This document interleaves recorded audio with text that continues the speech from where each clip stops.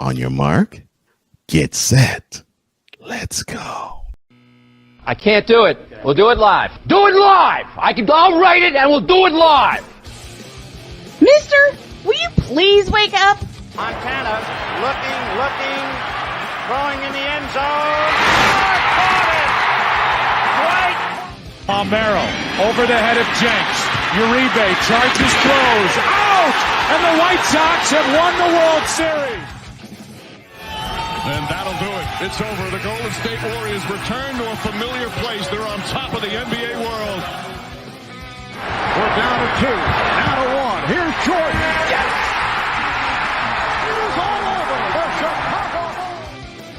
This is Snowman in the Morning. Hey, this promises to be fun. Oh, yeah!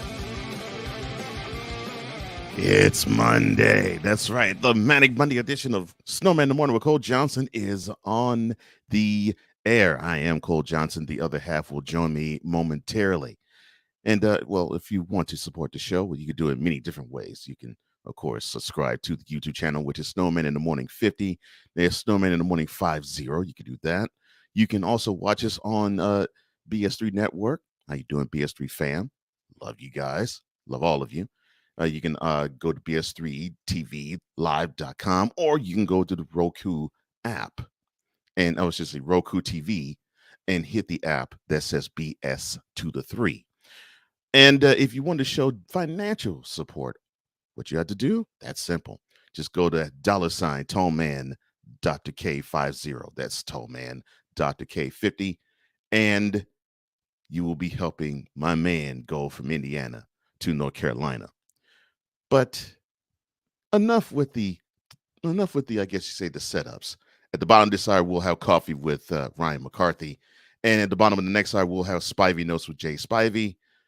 But for right now, we're going to go whip around.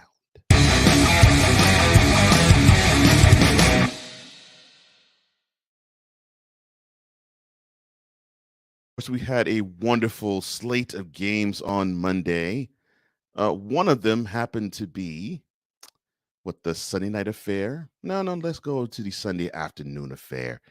The clash of the Titans, per se. The Packers traveling to Tampa Bay to play the Buccaneers. And of course, it really wasn't them. It was a battle of Aaron Rodgers versus Tom Brady. 14-12 is the final score. The Packers beat the Buccaneers on a thwarted 2-point conversion from the Buccaneers with the last minute remaining. And it was great to see, how can I put this in a wonderful, succinct fashion? It was wonderful to see social media once again be prisoner of the moment. Because the pronouncement of Aaron Rodgers being better than Tom Brady was out fast and furious. But of course, my feeling is this. Aaron Rodgers, Mr. Ayahuasca himself, he's a stud from September to December, while Tom Brady is the guy from January and February. And I'm not the biggest fan of either guy, but facts are facts. Both teams are now 2-1. Whoop-de-doo. We do not care. I think that's the best way I could put it. Yeah.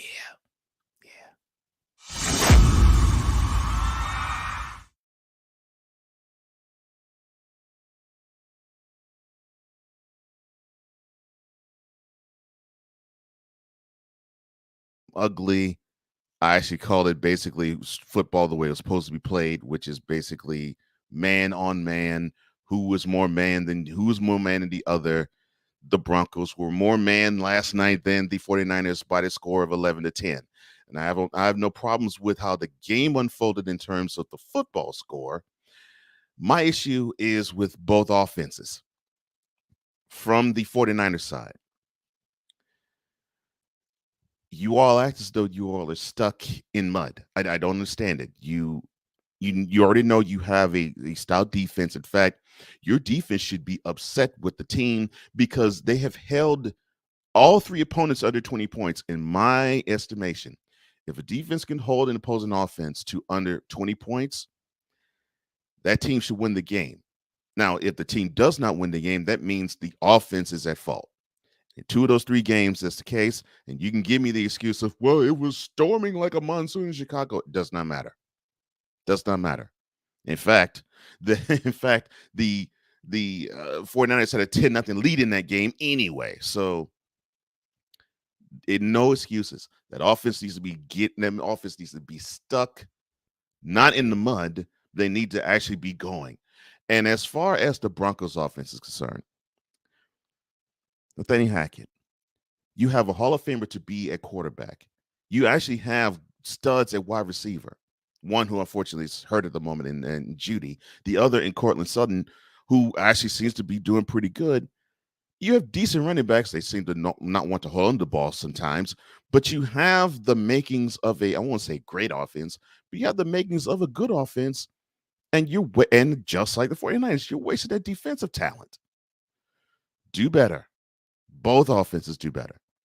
But in terms of this being ugly or sloppy, I could give a crap. In fact, I want to see more games like 11-10, in my opinion. But again, that is my opinion. That's it.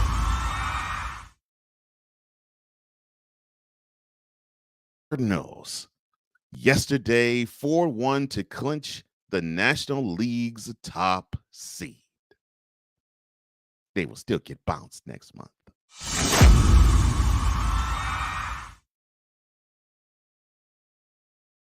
Rises to running back A.J. Dillon. Now, understand how this was. So in Lambeau Field last month, they had a soccer match, and Dillon was on the field, and he was having fun with the Lambeau faithful, and he teased doing Lambeau leaps from one end of the end zone to the other. While he was about to make the Lambeau leap, there was a police officer that grabbed him, thinking that basically Dillon was a person who didn't belong on the field.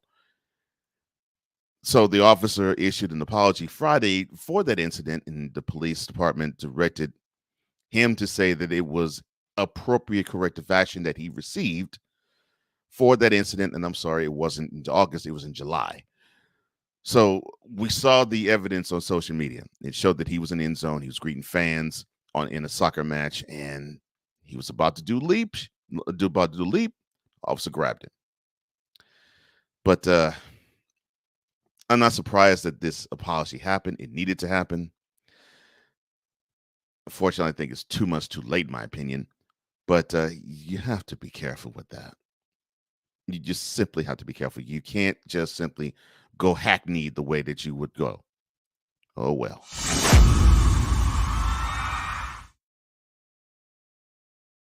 The Dolphins 21-19 victory over the Bills, but almost outshining that was the performance in the coordinator's booth with the Bills offense coordinator, Ken Dorsey. Now, you may have seen it.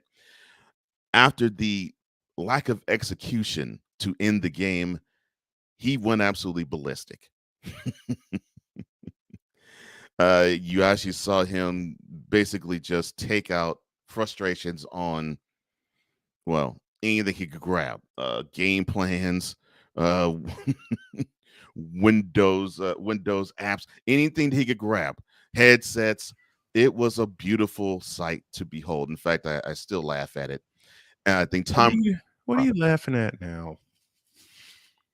Well, I'm talking about Tom Dorsey, the offensive coordinator of the Bills, losing his mind after that loss to the Dolphins, tossing everything he could grab. Mm-hmm.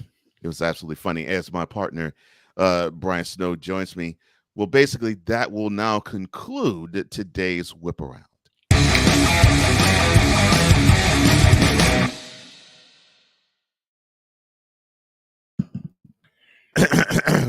Thank you for getting us started this morning. Oh, no problem, sir. And now batting, looking as though he's in a smoked up haze, but still is the wise man of all mankind. Why number 420? Wise El Jefe. Number 420. No, sorry, mate. Número 520. Es 4-2-0, pero es okay. Sorry. He's, Número 420. Thank you, sir. you're just not bad. You're just batting 1,000 today, aren't you, Cole?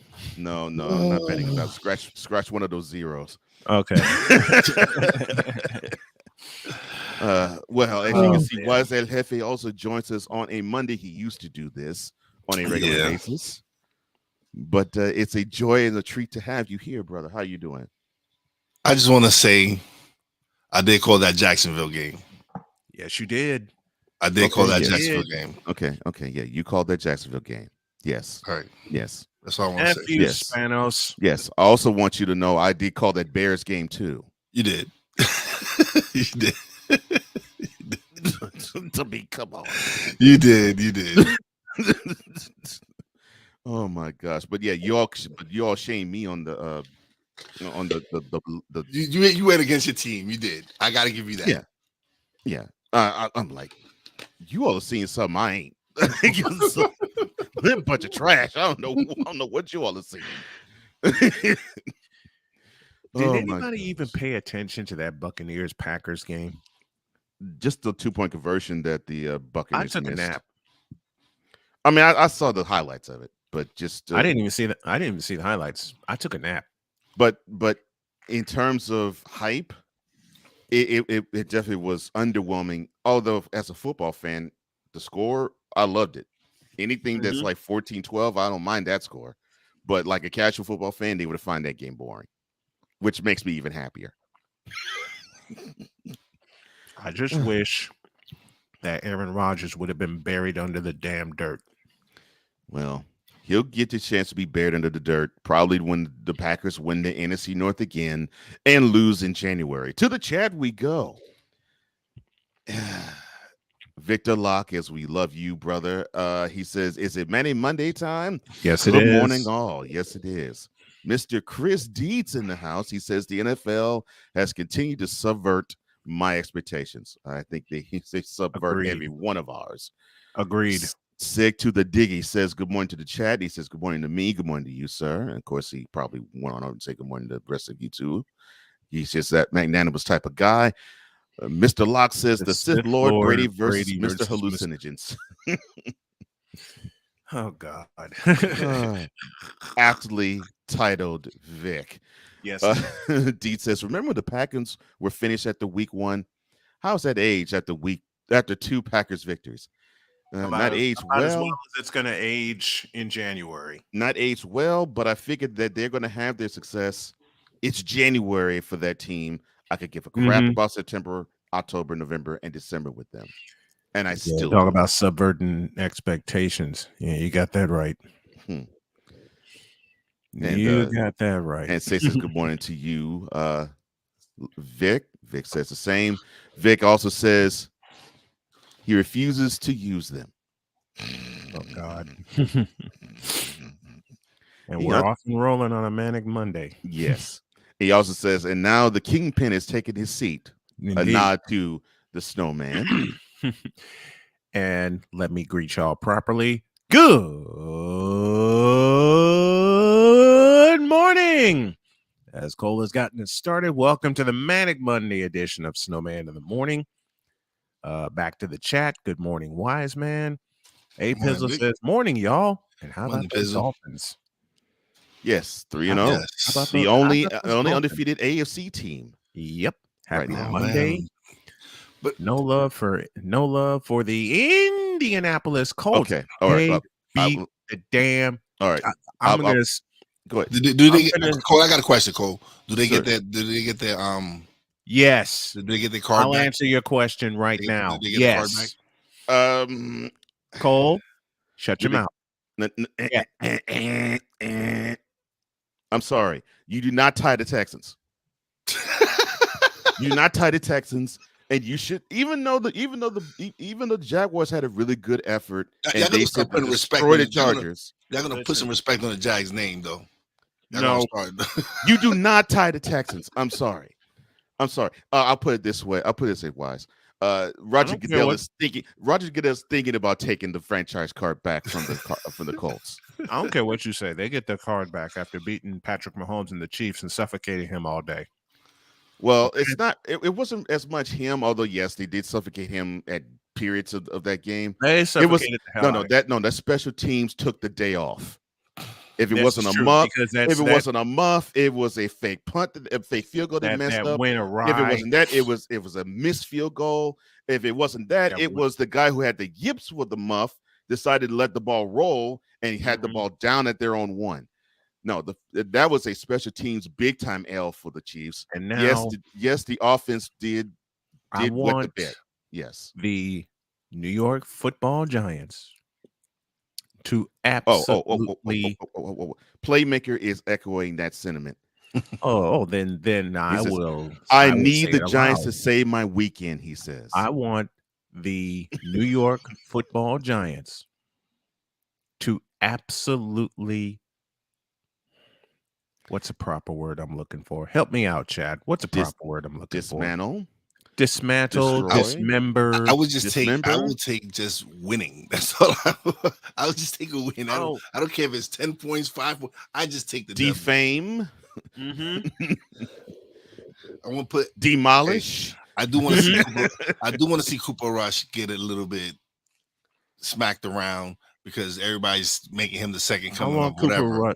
I want Cooper Rush. No. I want Cooper Rush to get sacked 8 times. Dude, okay. I don't know what's wrong with these Cowboy fans. I really don't. Yes, you do. Okay, all right. Yes, I know. You can't fix stupid sometimes. It's the Cowboy fans, okay? Oh, I'm sorry. I got some suggestions. No, what's your point? I got some suggestions. Crush. Yep. Demolish. Yep. Destroy. Yep. No, but you were saying, Wise? The memes that I was seeing this weekend. Oh, the 16-1 thing? No, not even that. It's not even that. It's these. Oh my God! Like they made him seem. They made him seem like he was a super. Like he was a world beater. Yes. Like this dude had really done something special by beating the Bengals. Roger Staubach, Danny White, Troy Aikman, Tony Romo, now Cooper Rush, Dapper Don Meredith, and Don Meredith even before them. Dapper Don Meredith, and now Cooper Rush. Stopped my Cowboy. I stopped my Cowboy quarterback fame at Troy Aikman. Well, yeah, I mean, basically, I stopped at Troy Aikman. In terms of QBs for Dallas, it's just two: Staubach and Aikman. Seriously, it starts with those two, and every other quarterback is behind them. But the moment that I actually saw and heard Michael Irvin out of his mouth again, no, just last Monday, okay. Say that he was the best player that he saw in a given week was all I needed to see. In the fact to know that they were absolutely delusional. And if he comes on First Take tomorrow, and God forbid if the Cowboys win, and he pops forth that type of crap again, I'll throw up. I will literally on this show for a full hour play the following clip. Cocaine is a hell of a drug. Don't do it for the full hour. I will do it for 1 full hour. No, you won't.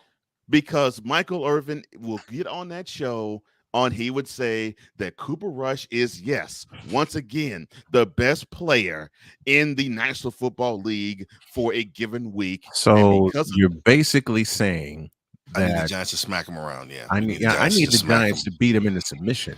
And because of that, I would for a whole hour play. Cocaine is a hell of a drug.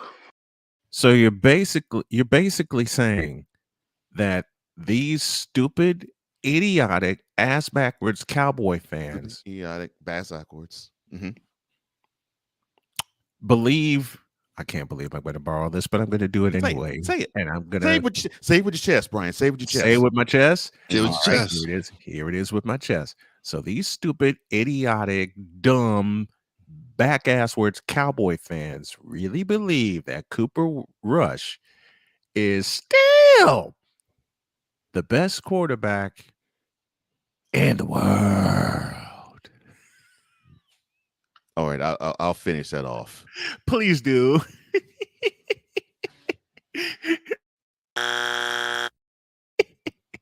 Hold it. I got Yeah, go ahead. Let's zoom in. Here you go.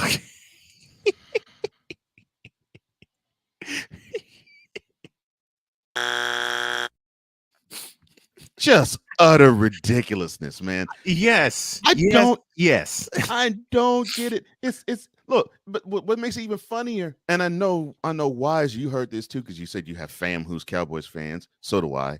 Bro, he sent me a message this weekend. Like, Go. am I ready for a loss? What the going into the season? What? Get ready for a loss. No, we'll revisit that.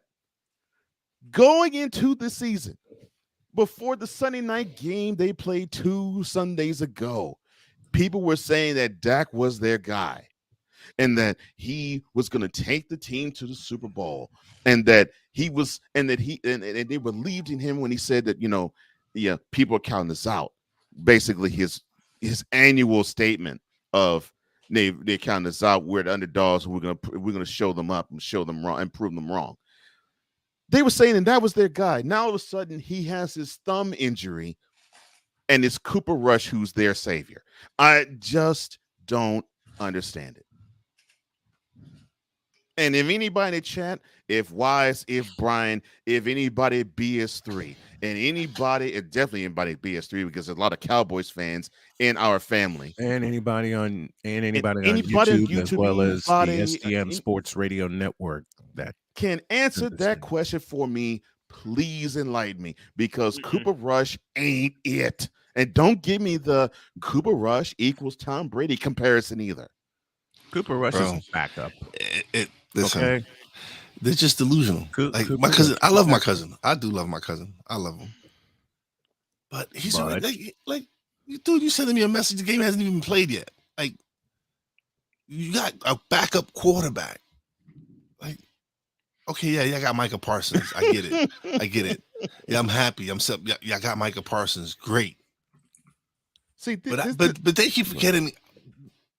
We didn't have our 2 best pass rushers these past 2 weeks. 2 weeks. Mm-hmm.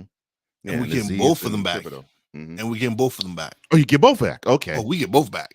Okay. We get both back. Yeah, yes, we lose Leonard Williams, but that defensive line is interchangeable the way they've been playing. And to me, I think that was the area to sack Cooper Rush 10 times. And to me, that was the area of your team that lost. That was the area of your team I was hoping to see the biggest leap of improvement. Because, correct me if I'm wrong, sir, you've been a fan of their team a lot longer than I have actually followed them. Oh, I've been the identity of the Giants is that defensive line. Mm-hmm. It's always been. We've always had that elite pass rusher. Yeah. Mm-hmm. When our championship teams was built around those elite pass rushers. The only but the only exception was the LT Harry era Carson, because he wasn't on the line per se. But but he was the pass rusher. But he was that pressure. Yeah. He was that pressure. Yes, he was that pressure. He was definitely that pressure. Yes, sir. So we've always had that elite pass rusher. I mean, I say lineman because it's pass rusher, but then you also go to the defensive line. We had Leonard Marshall. Right. We had Leonard Marshall. Who, man, and I know it hurts. It hurts. I know it hurts Snowman because he's the one who made Montana kind of. I don't think I've ever said this on air with you, Wise. I've said this with Brian. I said, man, Leonard Marshall gave to me the nastiest clean shot I've ever seen anybody give. Listen, when that hit on that Joe 1990 NFC Championship game hit, that I was hit like, on Joe Montana, and it was straight clean. It was clean. It was just absolutely clean. It was clean. It was absolutely clean. And I give him mad props too, because he actually was pushed down. Mm-hmm. And he still had that fortitude to get back up, chase down Montana.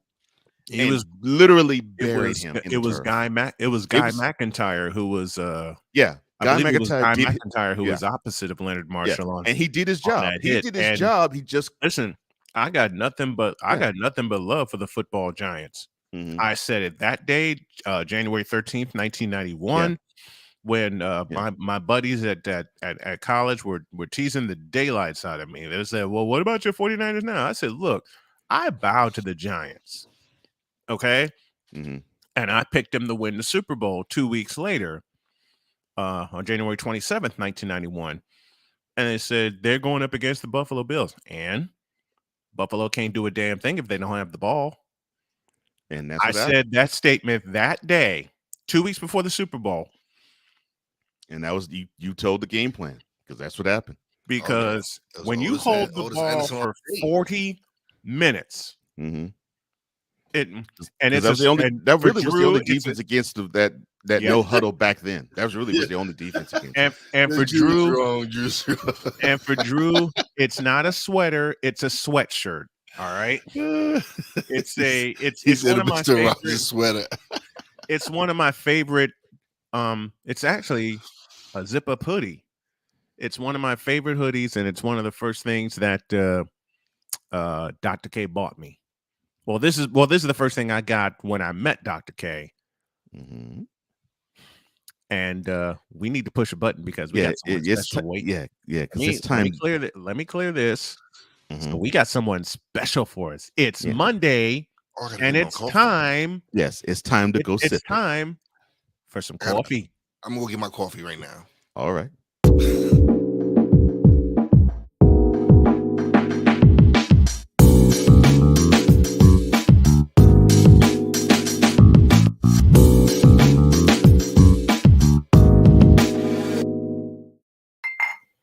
Before we we ain't doing coffee. This ain't coffee. Oh, wait. This is not it's a little all right. It's a little inappropriate for a Monday morning. No, it's not. No, it ain't. Yeah. No, it's not. Go with it, man. This isn't happy hour. I gotta work right afterwards. So.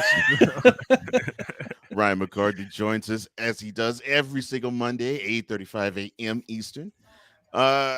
Okay, fine. I got you. We received your receipts from last Sunday when the Browns decided to just simply not play the last 90 seconds of their game, but you could have the receipt back from how they played yesterday. Yeah. I'll eat a piece of humble pie. I shall eat the entire humble pie on that one. So I mean, what? I don't understand. Happened? Here's my thing. Mm-hmm. The Cincinnati Bengals offensive line was a turnstile the first 2 weeks of the season, and yesterday they looked great because the Jets unbeatable. The Jets only got 2 sacks on them. Yeah, and the second half. How is that the second half? Yeah, because they don't blitz. They don't blitz, and that broke a streak of, I believe, 7 consecutive games where Burrow was sacked at least 3 times. Mm-hmm. The Jets only got him twice, and both of those came in the second half. Great job, guys. And now I believe. Well, I already know you knew this, Ryan, but I think now Jets Nation knows Joe Flacco is not your quarterback.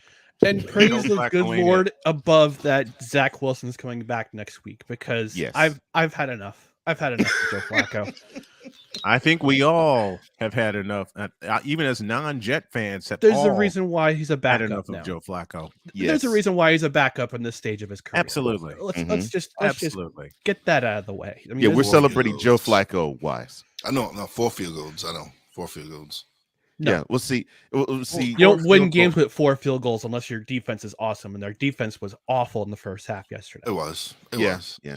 Yeah, I was about to speak of turnstiles. You seen Quentin Williams. You seen Quentin Williams and that secondary got torched.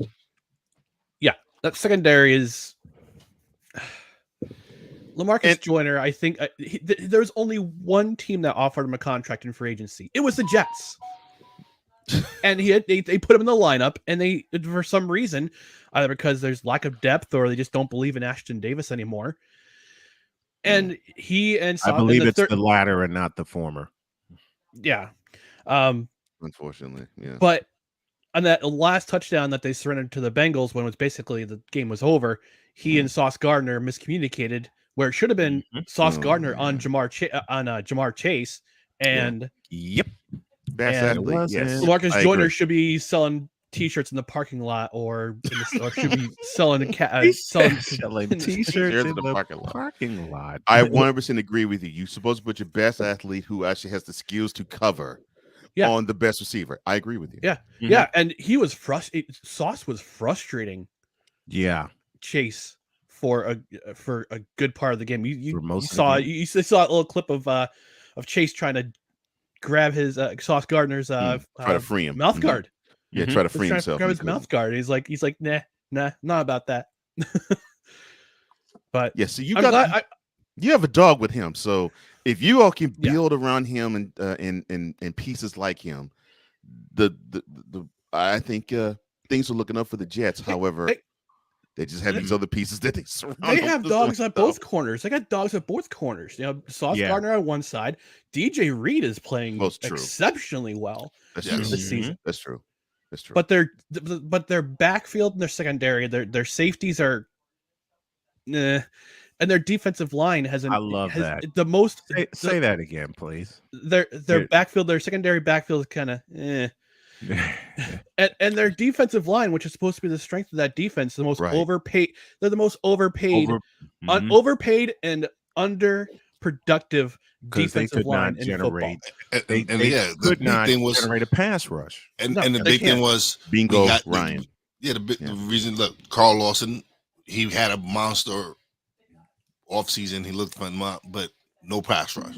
Jermaine Off-season. Johnson, Off season is could the key not- word there. Wise. Jermaine Johnson. I know They Jermaine could Johnson. not generate. The pass Jets moved rush. up.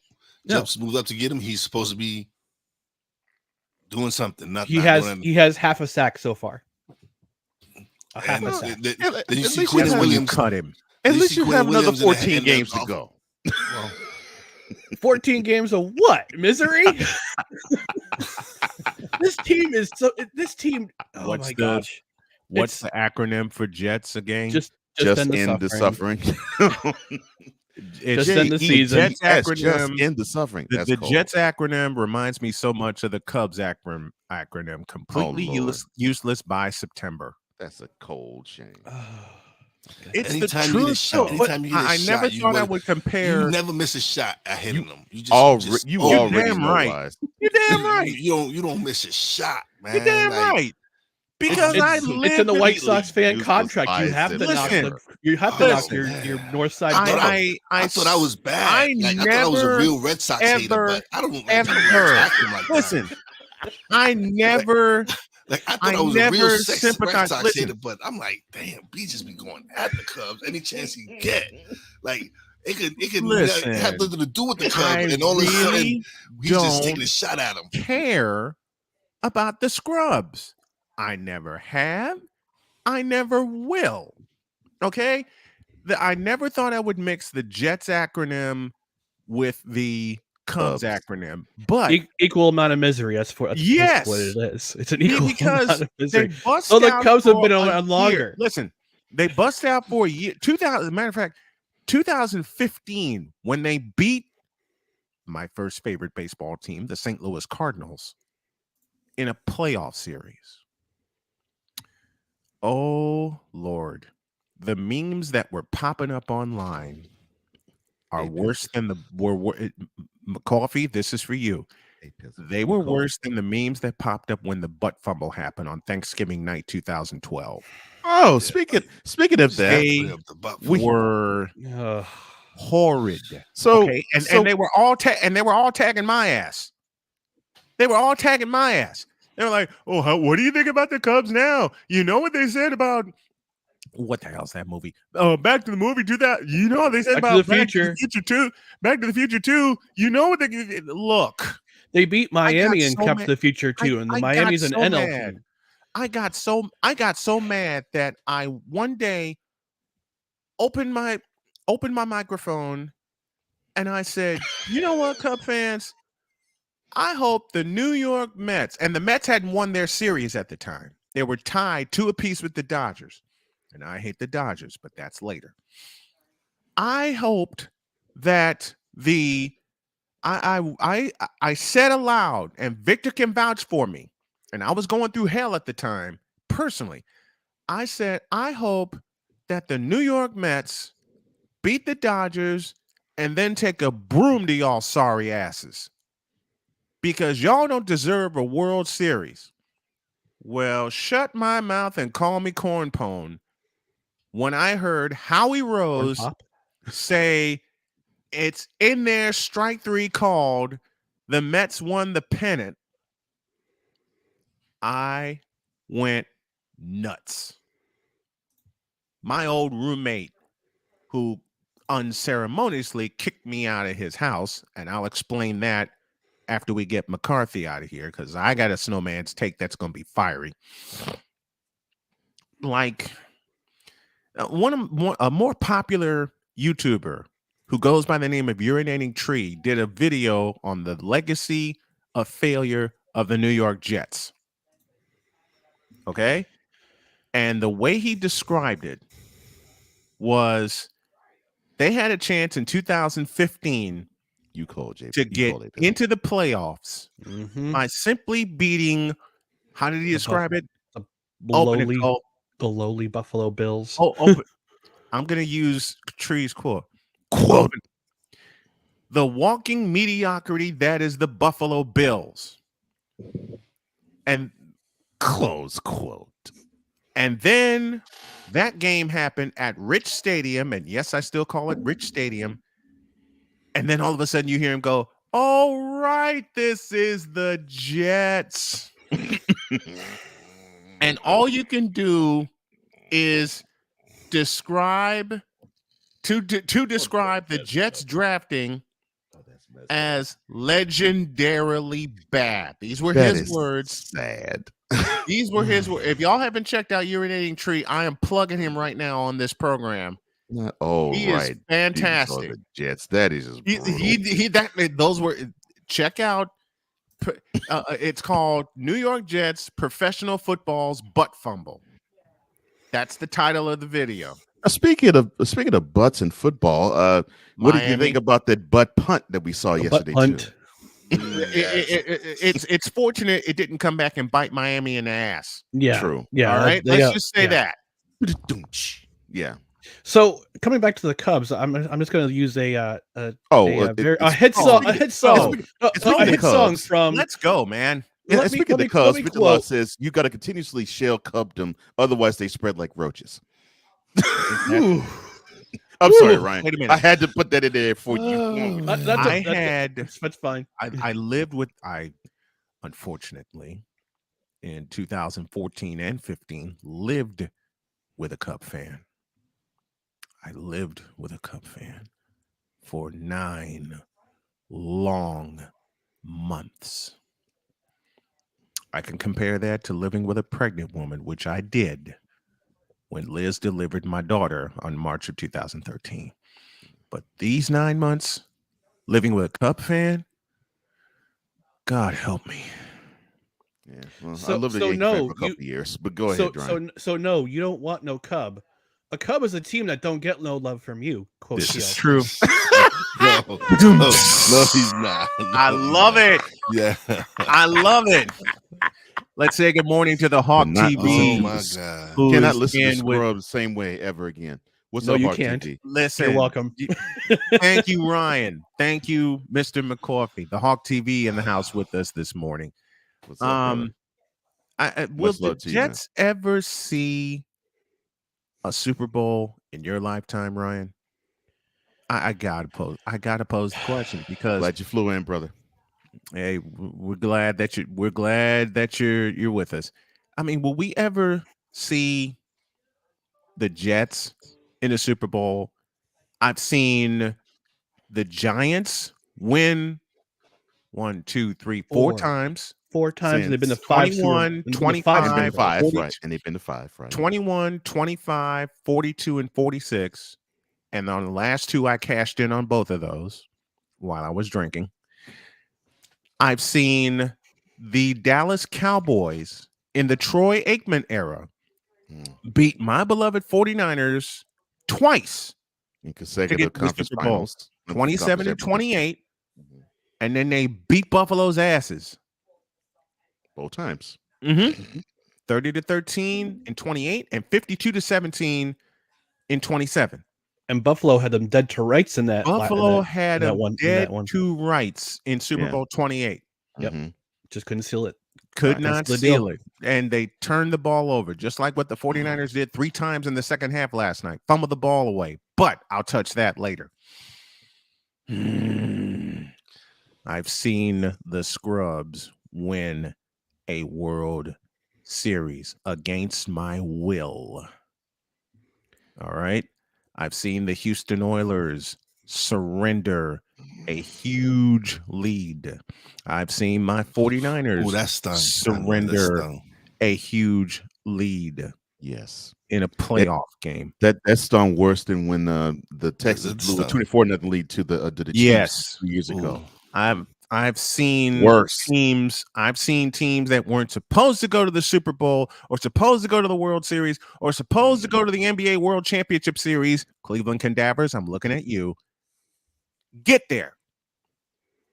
What will be the fate of the New York Jets?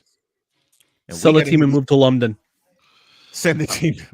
Sell the team and move to London. And just to make me look real bad, man, because I had high hopes for the Jets. I did too. I did too. You talked a lot of cash money about the Jets. I was supporting. I'm not going to deny it. I was supporting the Jets. I thought they had a great offseason. Mm-hmm. And then we all did. And then and then they lost Zach Wilson. Mm-hmm. And then shit just went to crap. I think that is what happened. It went to after Zach Wilson went down. Mm-hmm. So did the Jets. They crashed and burned. I mean, I can't believe I'm going to go way back in the day, but power through it. Give me a back in the day moment, Cole. I know you got that intro because I got it. Play it, please. All right.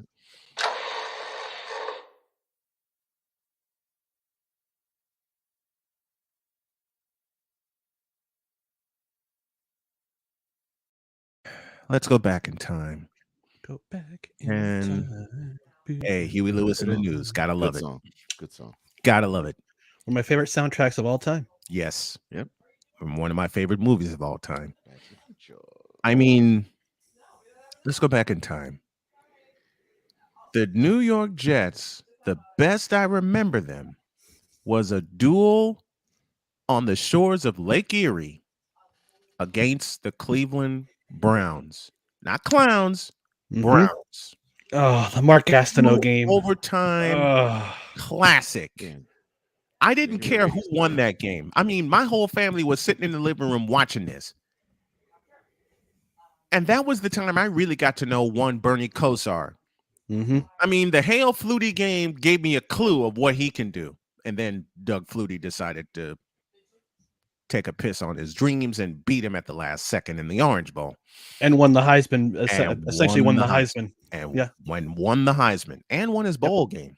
He was Doug Flutie, one of my favorite quarterbacks of all time. Mm-hmm.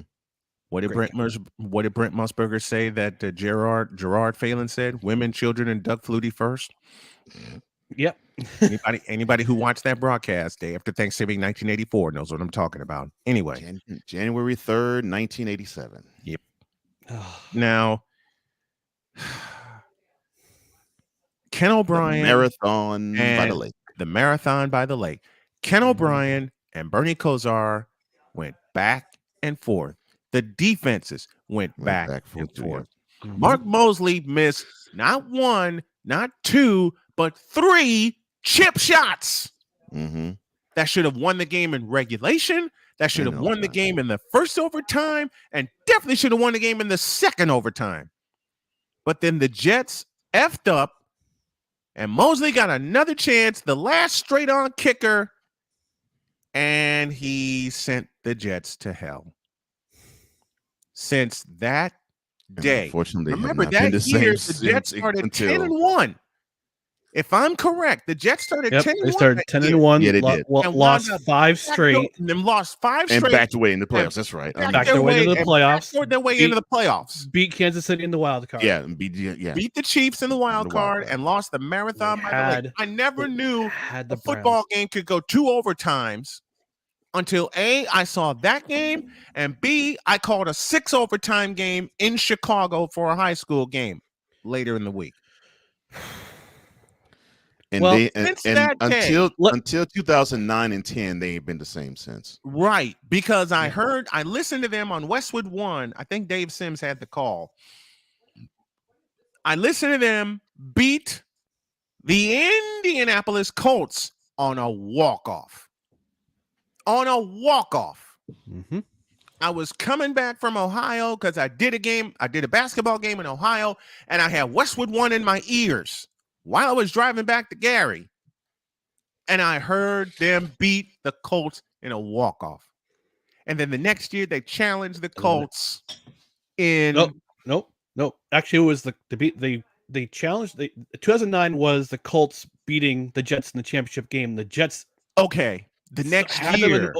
Had them at halftime, and then Peyton Manning took over. Yeah. Rest is history. Okay. Then they beat Peyton Manning the next year. Then they go to New England and beat the Patriots and in their home field and came back against Pittsburgh. They lost to Pittsburgh. Thank you, Ryan. They were this close. They lost to Pittsburgh, and that was the beginning and the end of the Sanchez era. Oh, yeah. God. What could have been? That was the beginning. What could have been. What could have been. Well, let's circle back to your original question. When will the Jets win a Super Bowl? I have to believe it's going to be some time in my lifetime. They have the pieces in place, but I don't know about the coaching. I don't know about coaching. Like they had the coach that will not be named on this program. I'm sorry. I apologize for that. I apologize for that last week.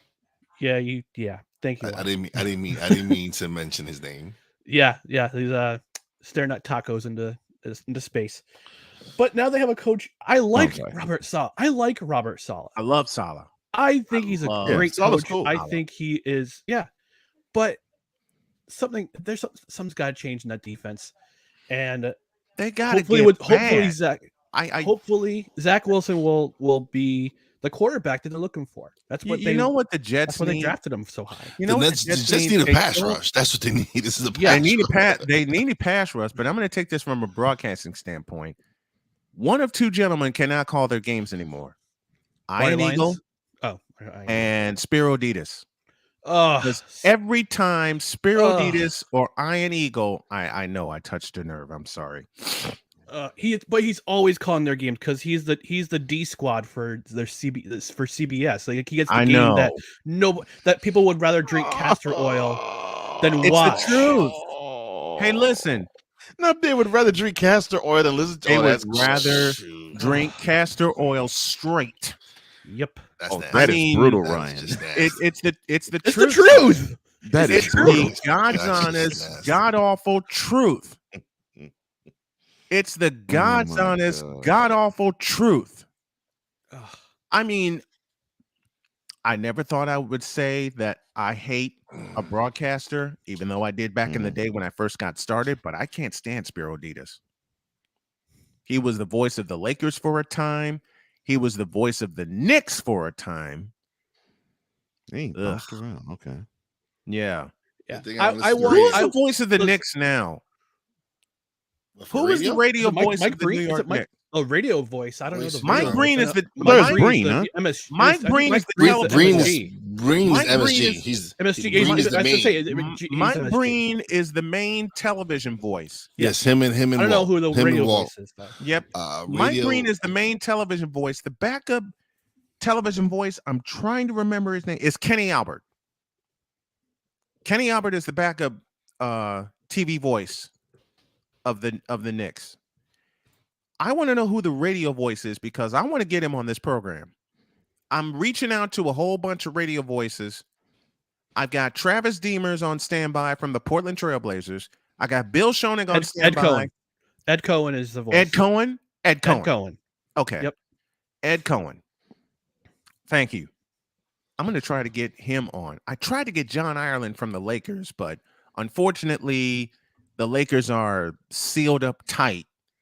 And they won't let their broadcasters, at least at the time I contacted them, they couldn't let them talk. It was during COVID. I'll reach back out to him again. Yeah, one guy I want to get on is Bob Wischusen. He's the radio voice of the Jets. He's the radio voice. I want to get Bob Wischusen. I want to get Bob Wischusen on too. He's good. I've reached out to him once. Love him. I heard back from him, but at the time my health went sideways. I'd say this was like 4 years ago. You know a voice I would love to have had on, but he's no longer with us. God rest his soul. Frank Herzog, who always said touchdown Washington Redskins. And I still call them the Redskins, damn it. Just like I still call the Chargers the San Diego Chargers. Just like I call the Oklahoma City Thunder the Seattle Supersonics. This latest take a Get Off My Lawn brought to you by Brian Snow. Courtesy of Coffee with McCarthy. Yes, courtesy of Coffee with McCarthy. But yes, I have a little bit of that too, because I'm like with NBA jerseys. I'm like, teams at home should wear white, not any other color. Not and any other color. Bring home whites back to hockey. Bring to the NHL too. Thank you. Yes, Ryan. That change? Yes. What year did that change? Was it 2010? 2006. No, 2005, 2006. Okay. 2006? Yep. Well, 2006 suck. Well, that's Carolina's first cup. Yeah. That was the year after the season there was no season. Yeah, after 2004. And we entered the salary cap era, which is, for better or for worse, has made the NHL better, in my opinion. But that's another. Yeah. But that's a take for another. That's a Snowman Plus segment. I got you. Or we'll talk about tomorrow night on No Credentials Required, 7 o'clock. You know what? On YouTube. You know what, McCarthy? Hit me up tomorrow for Snowman's Plus for Snowman in the Morning Plus before you do your show. We're at the top of the hour. This is Coffee with McCarthy, and we love having you. We love having you, Mr. McCarthy. And salute. Keep coming. Salute. Keep coming back, man. We love having you every Monday. This has been wonderful. Thank you very much. Thanks, guys.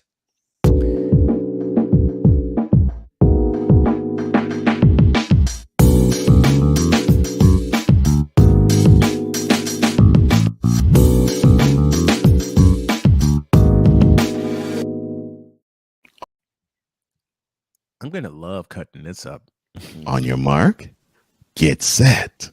Let's go. 'Cause we take this job so serious. All of it, between two people and 4 nostrils, all of it was gone. LeBron James is pure, unadulterated trash as a basketball player and has been for 20 years. We don't want to see. Wait a minute. We don't want to see. Bro. Number 420. Why is El Jefe?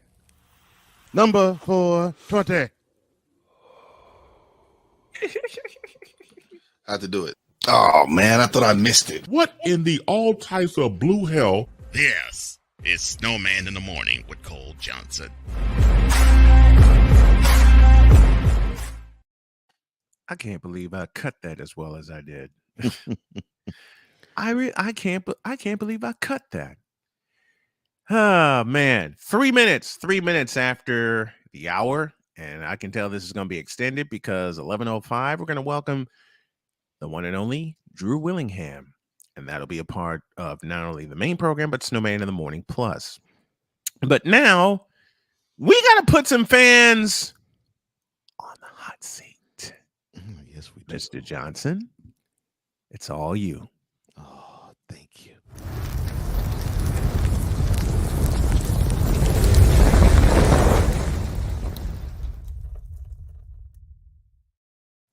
And before you do that, and I'm going to ask the crowd to forgive me in advance, but I'm going to say this with my chest. Cook, God damn it. Now, we all have known that the talk of the sports world, even beyond baseball and beyond football, has been one Ime Udoka, the celebrated and now controversial head coach of the I can't believe I'm still saying he is the head coach of the Boston Celtics.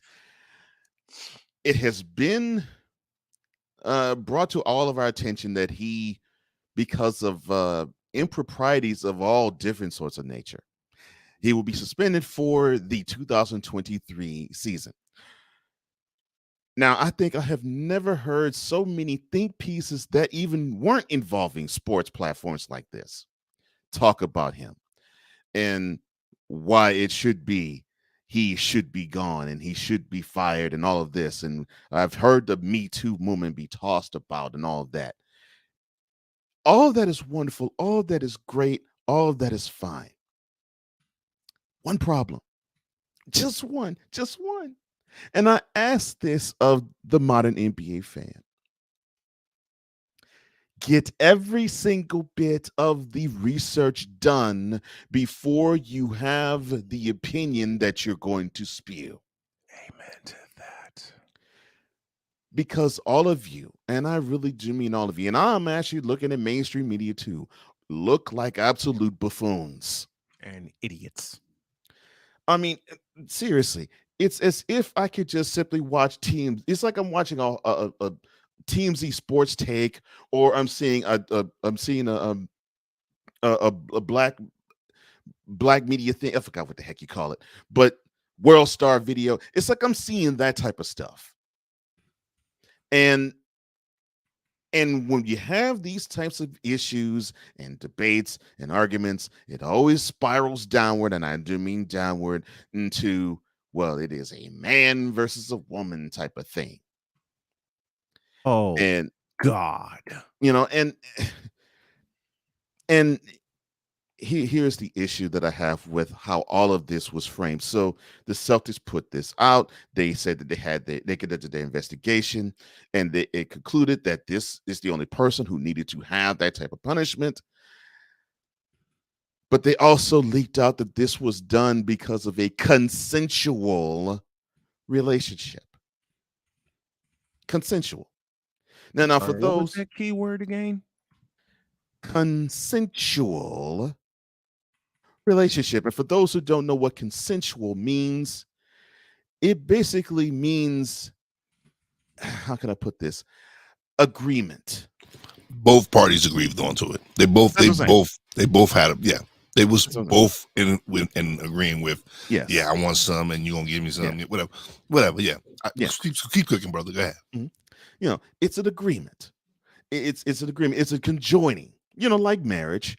It's a conjoining. And before I continue, let's get this straight. Yes, Ime Udoka has a relationship with Nia Long. They actually have a son together.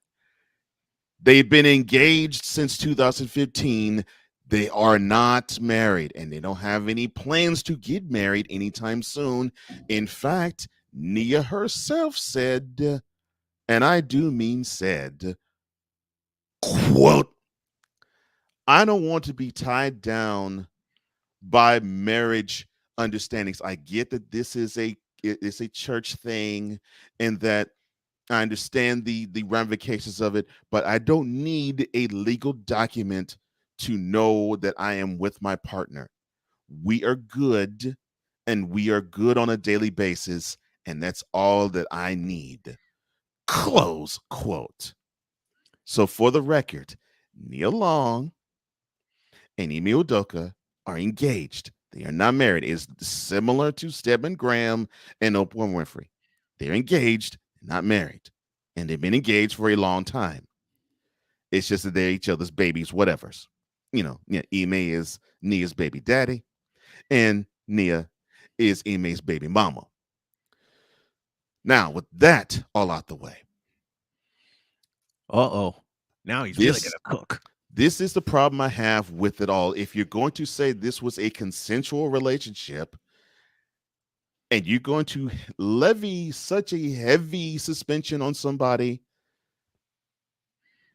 what about the other party? Yeah, keep going, brother. That's how I was feeling. That's how I was feeling. Go, man. If this is consensual, and you're going to punish that person 1 year and fine him then you should suspend her for 1 year and fine her. This isn't a Me Too thing if you're going to say this is consensual. Because if they're in agreement, then they should be in agreement to get the same type of punishment. Yep. And that is the fundamental issue and problem I have. So then I peruse social media. Oh God! Did I tell you stop that? Unfortunately, with this one, social media was you have wise. Unfortunately, this was blended in with coverage from the LeBron James Sports Network. Oh Jesus! I mean ESPN. When Cole just swore on my show. When on the LeBron James Programming Network, we saw Malika. He did it again. Yes, I did. We saw Listen. Yeah. No, go ahead. No, sorry. My apologies. Yes. So we saw on the LeBron James Programming Network, Malika Andrews. Oh, just stop saying his name, though. Just stop saying his name. Can just not say his name. Just say that network. Why just say that this network. Why is this one's necessary? Go ahead. In one of the rare times they're not talking about number 6 with Lakers, Malika Andrews wanted to challenge that of Negro Knight, Stephen A. Smith, and basically taking umbrage to basically what Stephen A. Smith was saying. Well, I don't have all the facts yet. I know some of it, and I'm not going to divulge, but all the facts haven't been put out, and I don't know all of it. Can I laugh now? So she challenged him on his show, I may add, challenged him on that. And of course, he pushed back and said, look, you telling me to pipe down to my show ain't happening. Then on her show, we have Big Perks. Yeah. Yes. We saw Kendrick Perkins basically say similar things. I have some of the facts that most people don't know. I'm not going to divulge, but I don't know all of the story either. And she pushed back on him. Now, that was her show, and she could push back. And then Jalen Rose on her show basically said similar, and she shut him down. Why does this have to devolve into a woman versus man argument? Because it's Malika Andrews, and she couldn't help herself. Plus, men, listen, men are being attacked. Like it's plain and simple. Listen. Oh, say that. Why? Say that. Being attacked. We are being attacked. I'm sorry, but it's just facts. This man, yes, he had an affair. He broke company policy. Fine, suspend him, fine him, whatever. But why put his information out? Right? Embarrass him and his family. But yet this woman is allowed to walk. Consensual relationship. Because me and Poppy J had this, we just bought this, we just had our last episode. This was the whole entire episode. Because we agree with the fact, yes, if he broke company policy, fine, suspend him. We have no problem with that. But our problem was with the fact that you're disgracing his family, embarrassing his family. And she's not getting a dime of this. And yet, you're going to come out and say only he's the one getting punished. Why? Because he's in a position of power. Yeah, they frame it that way. Yes, right. Because he's in a position of power. But the fact is that this woman agreed to the relationship. It wasn't like he was like, "Yo, you need to sleep with me, or I'm gonna fire your ass." It was like she wanted the D. Which brings back a key word that Cole mentioned earlier. It began with the letter C. Remind us of what that word is again, sir. Consensual. So if he's getting suspended for a year, let me echo a question that a lot of brothers have asked, and I have asked also. If he's getting it in terms of being suspended for a year, how come she ain't? So Poppy during our episode brings up the fact, you know what? You know why? He said this is his what he believes. The woman he slept with is someone in higher up. Now you get into where I'm about to go. Is higher up's wife. She's a married woman. She's the married woman. About to get to where I'm going. And her husband is an executive in the Celtics organization. This is what he's put. This is what he feels. So now, because I'm sure this executive is not a man of color. Mm-hmm. I'm positive of that, but go ahead. Yeah. So, and I'm positive the woman isn't either. But so go ahead, yes. So you're upset because Twitter is blasting about all these women getting accused or whatever it is, rampant, or is Twitter BS. So then, if you want to save these women from this disgrace, put the woman who did on blast. Why are you protecting her? And she's just as responsible. She's not a victim in this. You're villainizing this man for a consensual relationship, and he is not the only cheater. There's plenty of cheaters out there. And this is exactly where I wanted to go with the soap opera thing for sure. And come on down, Cole. Come on down. So you had to put forth this black woman's face, right? Innocent person who was actually involved in the Celtics organization. Okay, cool. And she may have had relations with Ime. You know what? Cool. You know what I want to know. You know what I feel personally. I will put it to you like this, and I'll say this on my own show, Cole Sports, too. Mr. Ime Udoka is H-O exclamation point. He's an absolute hoe. That is what I believe. You're from Houston. What's the Ghetto Boys song? And I'll use this reference proudly. He's an everyday hoe. Mm-hmm. And you got to let a hoe be one. So that is what he is. He's a hoe. And I have no qualm saying that he's a hoe. And look, all you idiot black men, including, not all, not most, and of course I'm not saying all because I'm with two people here who agree with me what I'm about to say. But many of you out there, don't be dapping up Udoka for the behavior that he has put forth. The dude stepped out in his relationship. And don't give me that may have an understanding here, and he and Nia. No. He stepped out in his relationship. He disrespected the woman he had a son with. That right there is punk behavior. And you can insert whatever curse word you want after punk. It is that type of behavior. Now, if he's getting suspended for a year for consensual relationships, the Celtics are punks themselves, and they need to be reprimanded by the NBA. Because if you're going to punish somebody and it says in the bylaws you should not basically crap where you eat, well, then you got to punish the woman for crapping where she ate too. But it's not that, is it? Preach, brother, preach. It's not that, is it? It has to be that it's a man that plowed many women. It's a man that plowed the wrong woman. And I'll put it out there on Snowman in the Morning with Cole Johnson. It's a man that plowed the wrong white woman. Yep. And we're dealing with a city and an organization to a degree, for the exception of one Red Auerbach, and I will always respect him for this. But you're dealing with a city, and for the most part, an organization that when it comes to higher-ups, the color normally is white. Yes. So there's issues. There's issues with this. And the city is not accustomed. No, the city is not new to this as well. They pulled the same thing with Cora with the Red Sox. The only difference was they punished him because he was involved with the Astro scandal. Yes. Because remember, he won the World Series with the Red Sox in 2018. Was suspended for a year and came back. The cheating did not happen while he was the manager of the Red Sox. No. That's one difference. Right.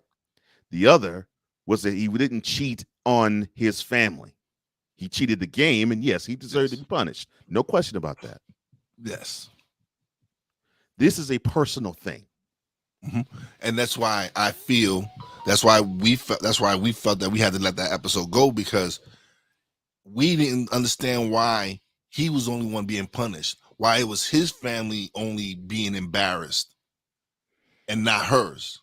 Right. I'm And saying, then yeah.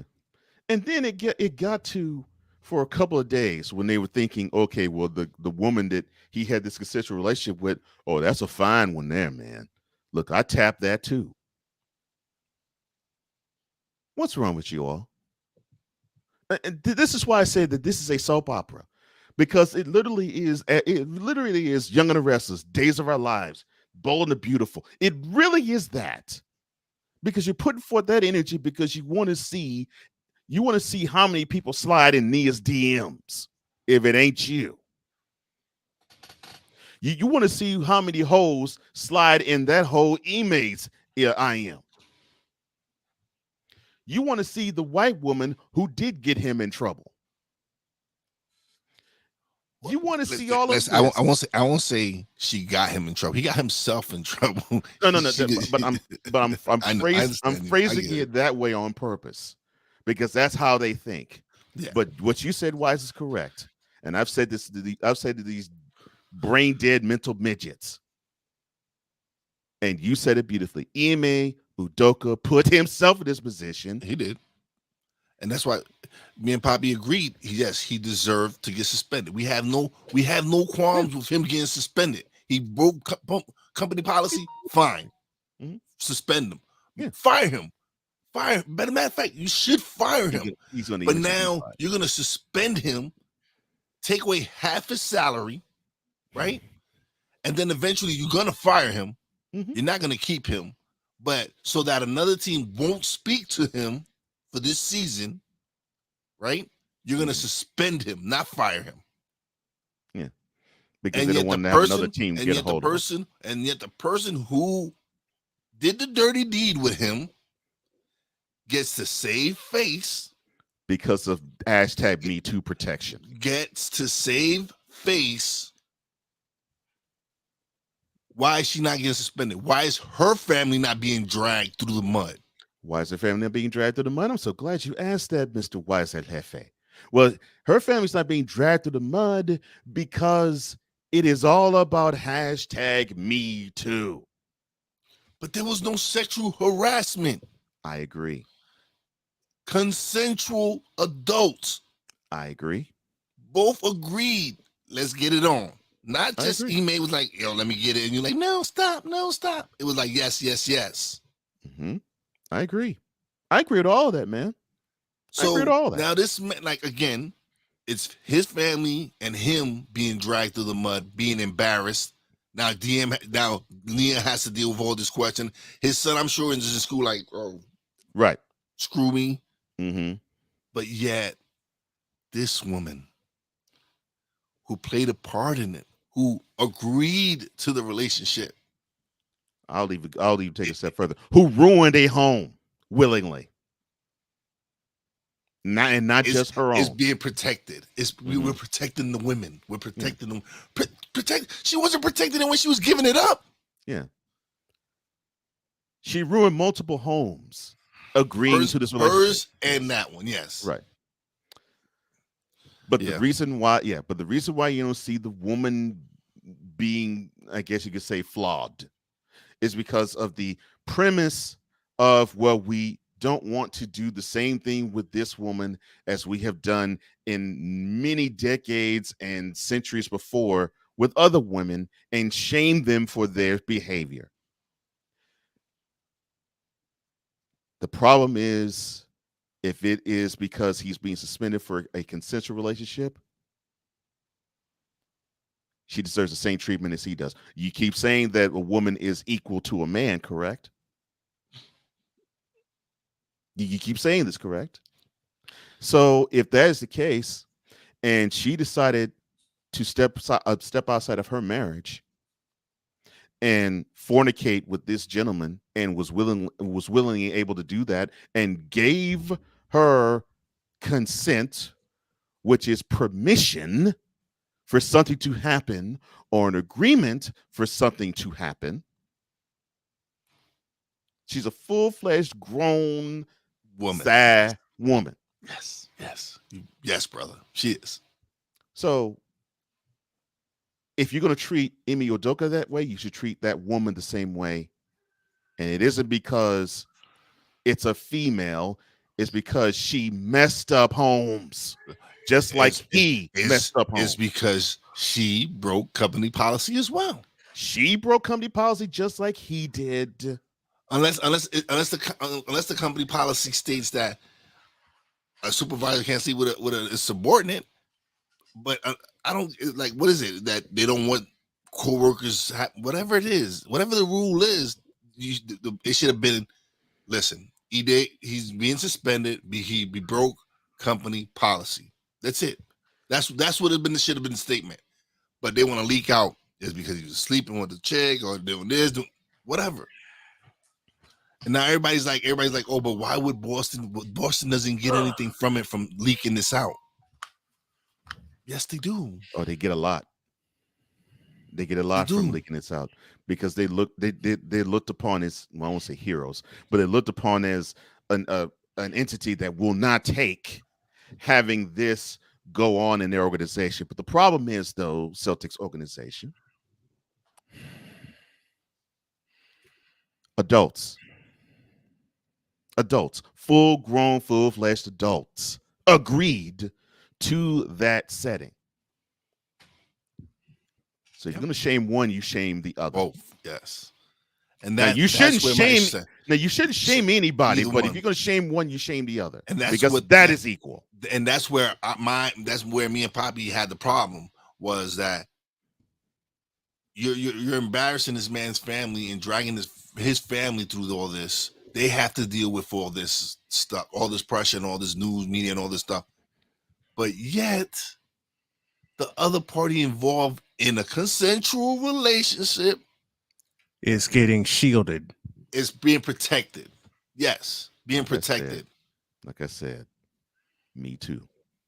It's because of that. It's because of that hashtag, which has been in our purview the last 4 years, why this woman is being protected. And yes, Sick, I saw that. I saw what you said. And I do agree to a degree about that. It probably is because of the person who is higher up than Udoka in the organization. But the thing is, the soap opera has to stop. It has to end. I don't give a crap if you feel as though the woman that you think Ime Udoka cheated with is finer than Nia Long. I don't give two craps about that. Mm-hmm. I give a crap about his son and the woman that he is engaged to and has been engaged to for the last 7 years, and he messing up their homes. That means a whole lot more than if this chick is a Jet centerfold or an Essence Beauty of the Week. I don't care about that. I agree with you 100. It isn't about, and it isn't about, well, all he did was just plow. All he did was just he sampled a tree. He stepped out of his damn relationship, period. And that's again, well, everyone on this panel, all of us here agree he needs to get punished. We all agree with that. Yeah. Listen, Poppy the same way. He says, listen, he broke the rule. He needs to get suspended. The thing was, again, it's only his family getting dragged through the mud. Mm-hmm. I'm saying, so how is it fair to his family? Why is it was leaked out? Please, it was leaked out within the organization. Somebody in the organization did it. But they're like, but Boston doesn't gain nothing from it. Yes, they do. They do. Leaked out. Yes, they do, because they get to soil this man's reputation, and it might soil him from anybody else to get him when he decides to leave. No, it's not. It's just gonna soil him for now. It's gonna soil him for now, because I guarantee you the Brooklyn Mets is gonna do something crazy to do whatever. Anyway, unfortunately, the players will be asked. Yeah. Can your organization trust Ime Udoka that he won't have sex with somebody within the organization? Mm-hmm. They're going to have to field those questions once he is off the Celtics and on another team. So that's what I mean when I say he is forever ruined because of that. And the crazy part is I'm beginning to believe now that the next team that he will coach which goes back to our comedy, session this past Friday. I'm willing and ready to believe now that the next team that Udoka will coach, because he ain't coaching the Celtics next year, it's going to be the Brooklyn Mess. Yes. Yeah. It's going to be the Brooklyn Mess. He might be the next head coach in 2024. Yes, I agree. If he gets knocked out, Brooklyn Mess. If the Mess get knocked out of the playoffs next year early, Steve Nash is and they fire him, and if they finally fire him, Steve Nash is gone. They're going after Udoka. But what I want you all to understand, though, idiots, not Wise and Brian, I'm talking about you all that are sitting in this doggone hot seat. What I want you all to understand. I thought you were talking to me. No, I had to clarify that. I know, brother. I knew you was. What you all understand is there's people. But that is what Wise and that's what Brian is saying, and that's what Chat's saying too. There's people who are involved in this. So do not use this for your amusement and entertainment. And I'm also addressing you idiots in the mainstream media too, my colleagues. This isn't for your fodder. This isn't for entertainment. There's a woman who's around 52 years of age who's looking at a guy who she's dated for over 10 years, has a son with, and has been engaged for 7 years. And now she has to think, good Lord, I have a cheater in my house.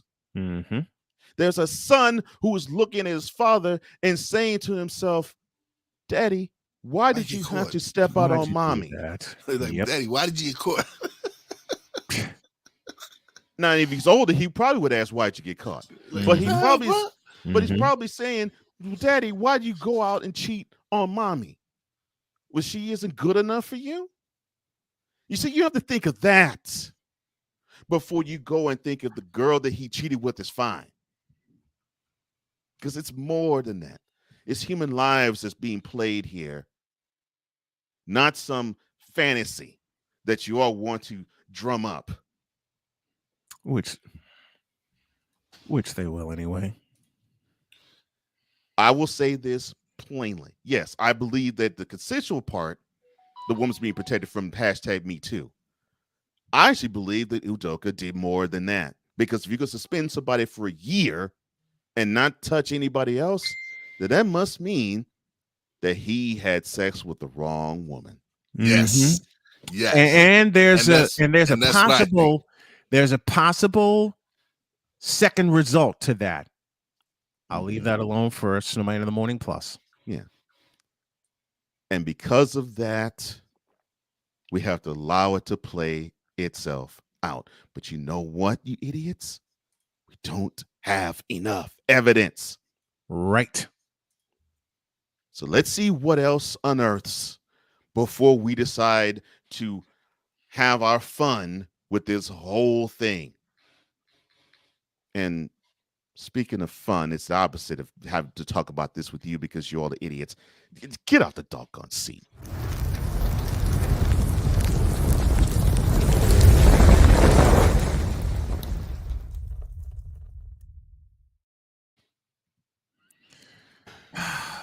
Bravo, sir. Thank you. Bravo. Thank you, gentlemen. And at the top of the third hour, I too will weigh in on this and a couple other things. I got a combined Snowman's take that will kick off hour 3. Latina and Cali Fresno says, good morning. Please share the channel if you and subscribe if you haven't yet. Thank you. And also hit us up on the Cash App. I'm trying to get these brothers paid, as well as myself, as well as the Snow Strong Carolina Initiative. And yes, I said Snow Strong Carolina Initiative. What did you find now? Is he a hooker whore, though? Yes. He's a straight up hooker whore. Yes. Let's just go ahead and answer it. He's a straight up hooker whore. As Chris Bass says best. Let me make this perfectly clear. All TV. Tony Parker. You're making my point for me here. Yes. Yep. Did anybody punish Tony Parker? No. And he was dating. I forgot. Eva Longoria. Eva Longoria. And I was a fan of younger. I should have remembered her name. I was a fan of younger wrestlers at the time. Thank you, Mom. Damn it. I was a fan of Young and Restless at the time because they actually made soap operas fun to watch. It was CBS. It wasn't NBC, wasn't ABC. It was CBS. It's Boston, y'all. We all know that city and organization is rooted in bigotry. Yeah. Bigotry, racism. Yes, sir. Bigotry, racism, every other negative any other negative you can think of. My own father said to me, he says, man, the most racist city I've been in is Boston. I'm like, wow. And he has lived in the South. Yeah. Yeah. Like, wow. As have I. Good morning, Aunt Trisha. She says, good morning, King Cole. Good morning, Aunt Trisha. Morning, to you and to the rest of the chat. Fit Down Sports. We talked about this months ago when we talked about Luke Cage. Yes, we did. Yes, we did. Because, and this is one of the things I'm going to hit with my combined take in hour 2, and we're going to do a little Snowman Unfiltered in hour 3. Yes, we're going Snowman Unfiltered in hour 3 with Drew Willingham joining us here. Luke Cage has a wife who is white that stuck with him through his bad times and now his good times. When Luke Cage was canceled, it was for that reason. It was for that reason. And boy, I can attest to any and all of that. I can attest to any and all of that. Because even now, living here in Southern Indiana, while I'm kicking cancer in the ass every day, do y'all even want to know the side eyes that I get? Matter of fact, until Jay gets here, give me the take now. I'm going to go ahead and drop this. Give me the take now. Yeah, right. Yeah, I'm searching for it right now. I'm coming to it. Yeah, that's why I said that I believe Udoka's tapping the wrong white woman. Yep. For that reason right there. Yep. But go ahead. Yep.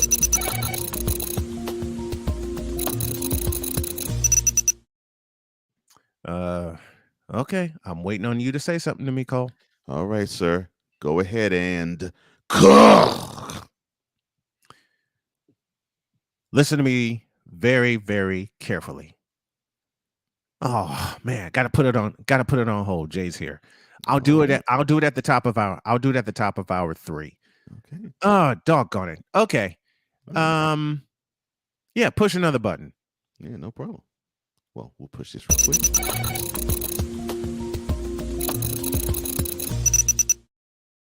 We'll do.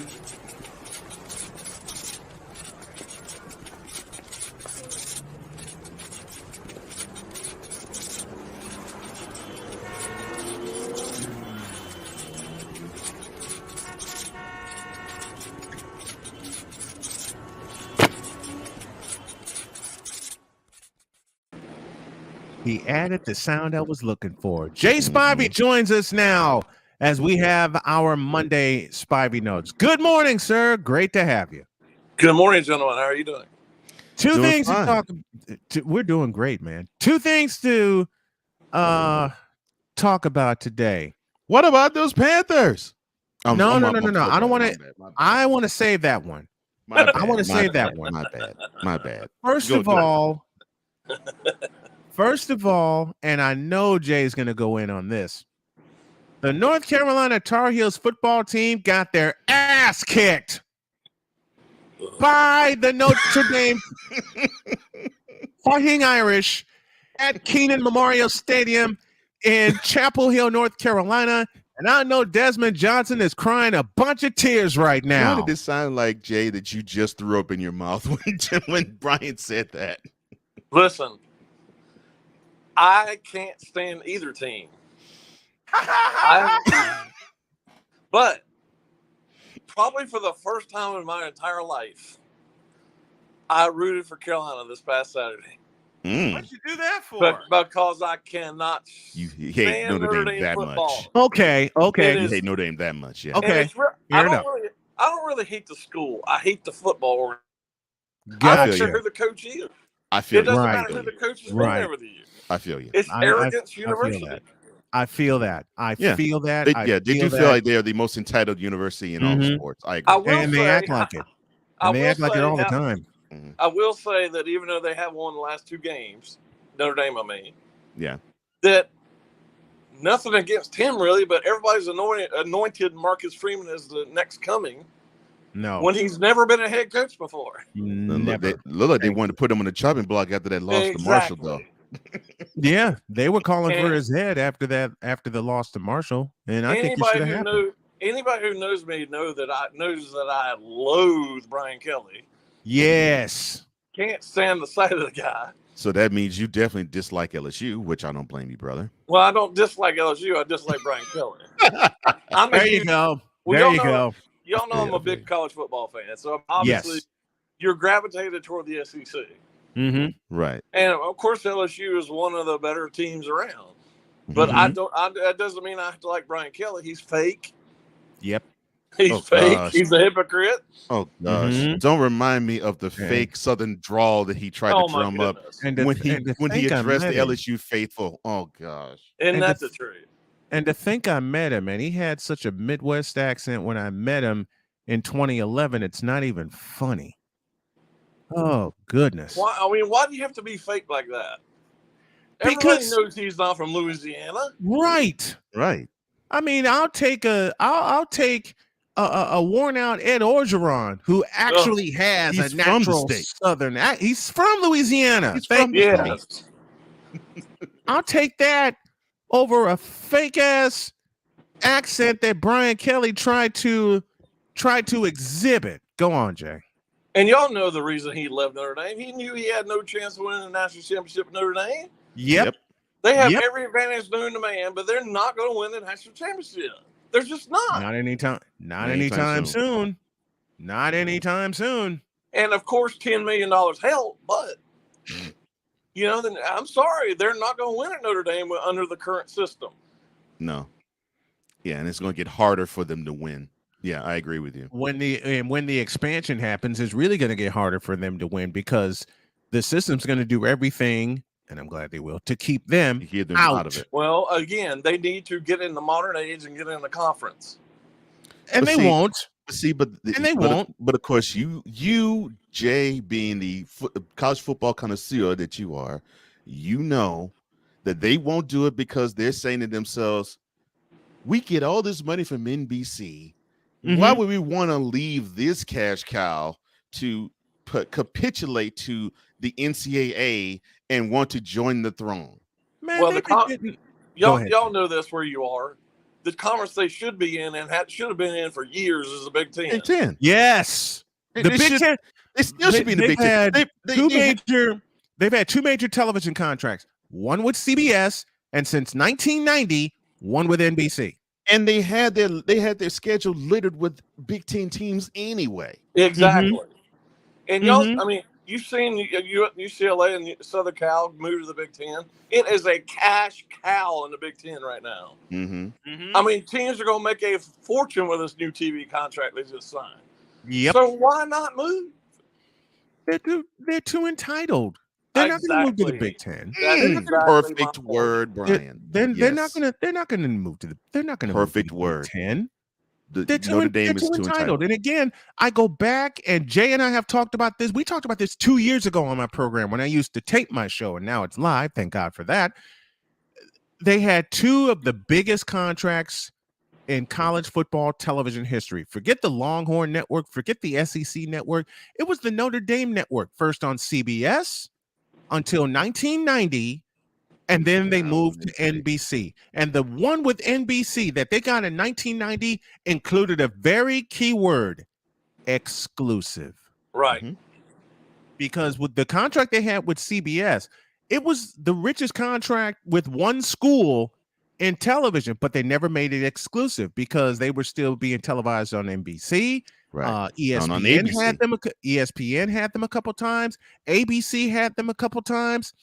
I mean, hell, all the networks wanted a piece of Notre Dame, but they were exclusively tied to CBS. But they never put the word exclusive in the contract.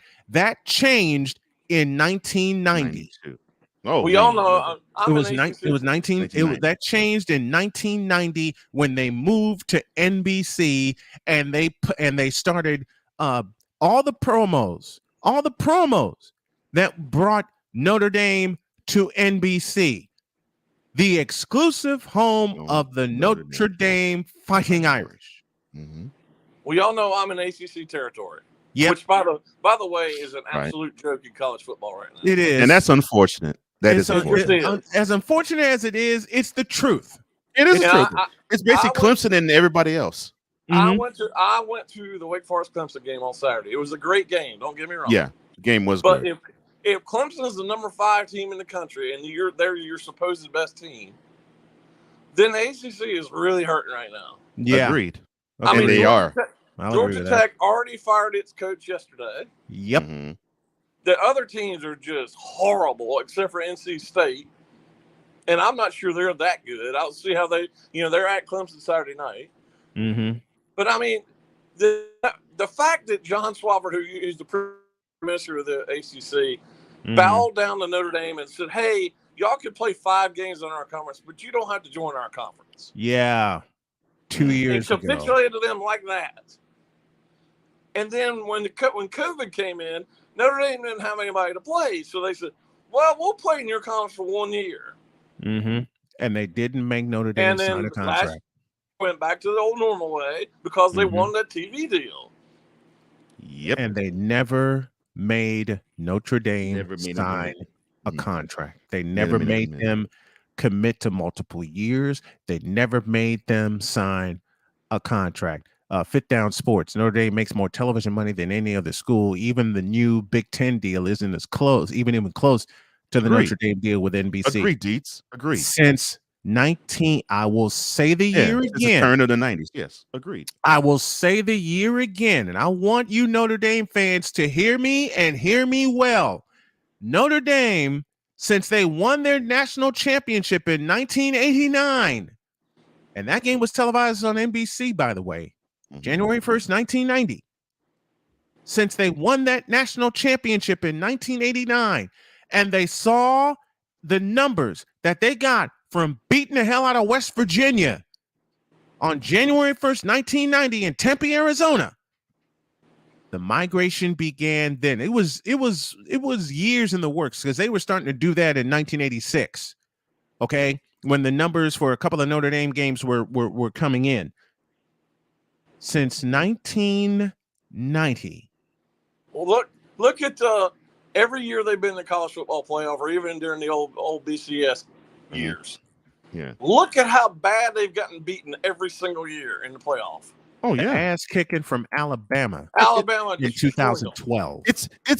It's so bad, Jay, that when Notre Dame does qualify to be one of the 4 now, it almost is a talking point every single time. How bad will Notre Dame get trounced? Has Notre Dame's program stepped up to the likes of the Big Ten and the SEC? It's a talking point every single time they're in the playoff. It's like they're giving the Cincinnati. It's like they're giving the Cincinnati treatment from this past playoff.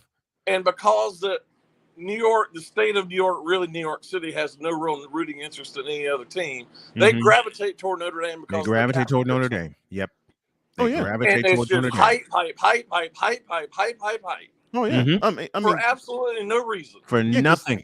Yeah, because they well, I'll try not to be vulgar, but they go Goo Gaga over when they play Navy and Army.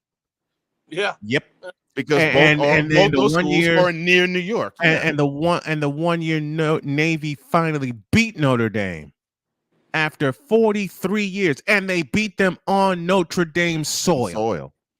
They beat them at Notre Dame Stadium in front of Touchdown Jesus.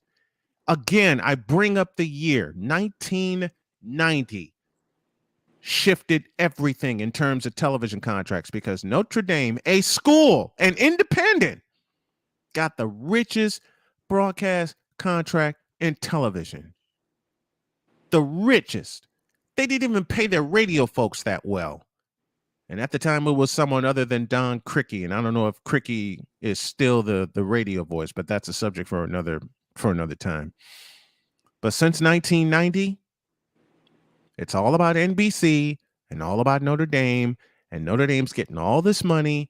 And to piggyback off of Jay's point, each time they've gotten into the playoff or the BCS, they've gotten killed. Smacked. Yep. had gotten killed. They got killed by Alabama, and they got murdered by Clemson. In fact, each of those times, I want to say, was just single digits for Notre Dame in terms of points. Because they gave up at least 30 both times. Oh, yeah. They gave up at least 30, but they gave up 30 to Clemson, and they gave up 42 to Alabama. The AJ McCarron game in Miami. In Miami. More on And this. that's exactly why Brian Kelly left. He knew he was fighting an uphill battle. Yep. And he had been fighting it for years. And after they got smacked by Alabama, the handwriting was on the wall. They just kept extending the road. It's pretty much the SEC and Ohio State right now. Mm-hmm. That's it. All right. More on this another time. The Panthers actually won? What the hell's going on in the world? Does beating the Saints count as a win? No. They look like world beaters. Listen, oh my for the 8 Don't millionth you time, ever tell that lie again, Cole. for the 8 millionth time, hasn't Jameis shown us his true colors? Well, once again, he threw for 2 touchdowns or whatever it was, and threw for 2 interceptions. It's the same story every game. Mm-hmm. Jameis Winston in the turnover factory. Exactly. Well, yeah. I mean, Jameis Winston. They thought Jameis Winston was going to turn into Drew Brees. If they think that, they're sadly mistaken. Well, it looks like it might be on his way to another 30 and 30 or 34-30 season. Well, he might how have about 30 how about 30 and 40? Exactly. How about 30 and 40? How about that? That's very possible. Can we get a vote for 30 and 40? Because there's no way the New Orleans Saints are going to make the playoffs with Jameis Winston as their quarterback. Not happening. But I do have to give it up and give dap to Baker Mayfield. He had a wonderful game. 170 yards he threw for of 12 of 25. Oh man, that's great. 12 of 25. Who gives a flying bleep? How about the dumpster fire that is the NFC South? I mean, it's a dumpster fire. The NFC South, and I have one team that's I'm going to say, let me speak the truth here. Let me speak the truth here. The NFC South is a dumpster fire. Just like the NFC East was last year. Just like the NFC East was last year. But you have the NFC South is fire. It's a fire sale. But it's anybody that was hyped over the Panthers. What's up, Honorary Darkness? But it's parity. We should be happy that we're seeing parity in the NFC South. You have the Bucks as 2-1. My teams are 1 and 2. My ass. That's it. I mean, hey, it might. There's no parity in the NFC South. None. But hey, it might. N-U-N-N. No, I'm spelling it like my grandchildren. But it might mean. Cole, listen to me carefully. It might mean that the team in the NFC South could be 9-8 and win the division. Ugh. It could be 8. You know what? That could be. You know what the NFC South's going to turn into? They're going to turn into the NFC West of 2009. Somebody with a losing record. That was horrible. Somebody with a losing record. And in that case, I believe it was the Seattle Seahawks that won that division at 7-9. I love you for this, sick.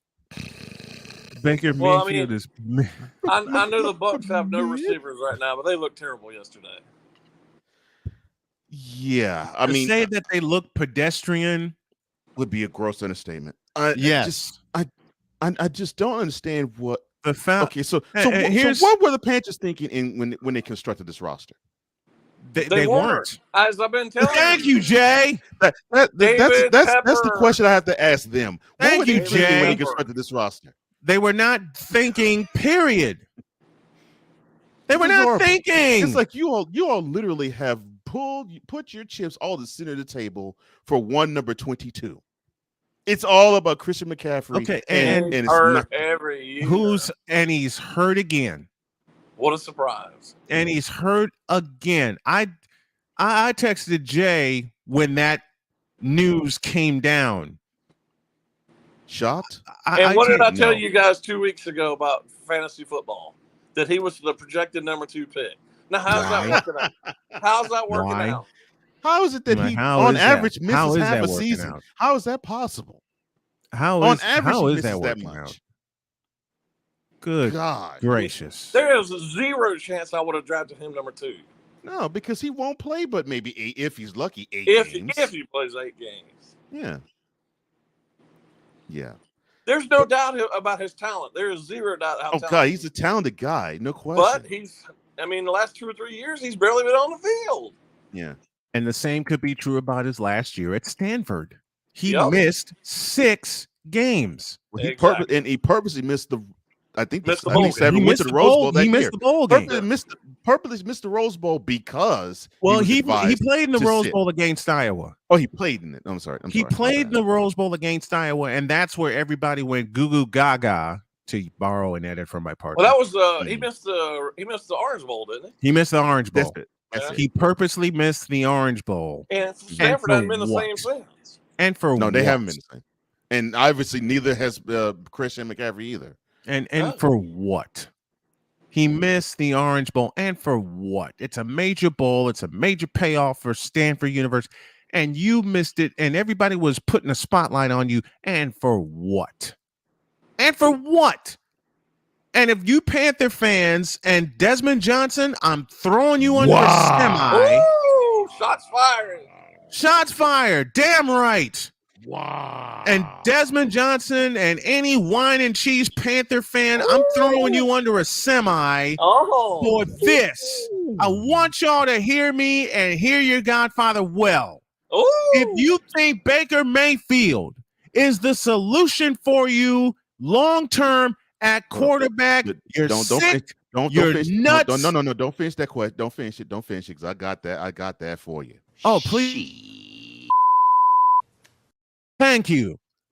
If you think Baker Mayfield, the guy that you traded with the Cleveland Clowns for, and this is even after entertaining. This is, you know what? Give me the hot seat. Give me the hot seat right now. Give me the hot seat. I'm really going to fire some shots. To train him anyway. All give, right. Give me the hot seat, please. Right.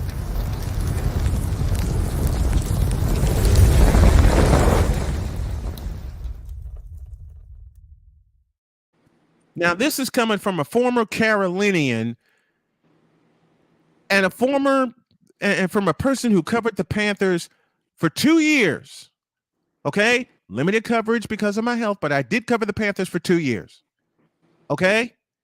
Now, say it, Cole. Say it to me. All right, here we go. Quote. No. Not that. Oh. Not that. I don't want that. Oh, okay. I want what you tell me every time I'm going to go completely bloody. Oh, that's right. Bloody hell off. I want that. Listen to me, Panther fans, and I want y'all to listen carefully. Okay?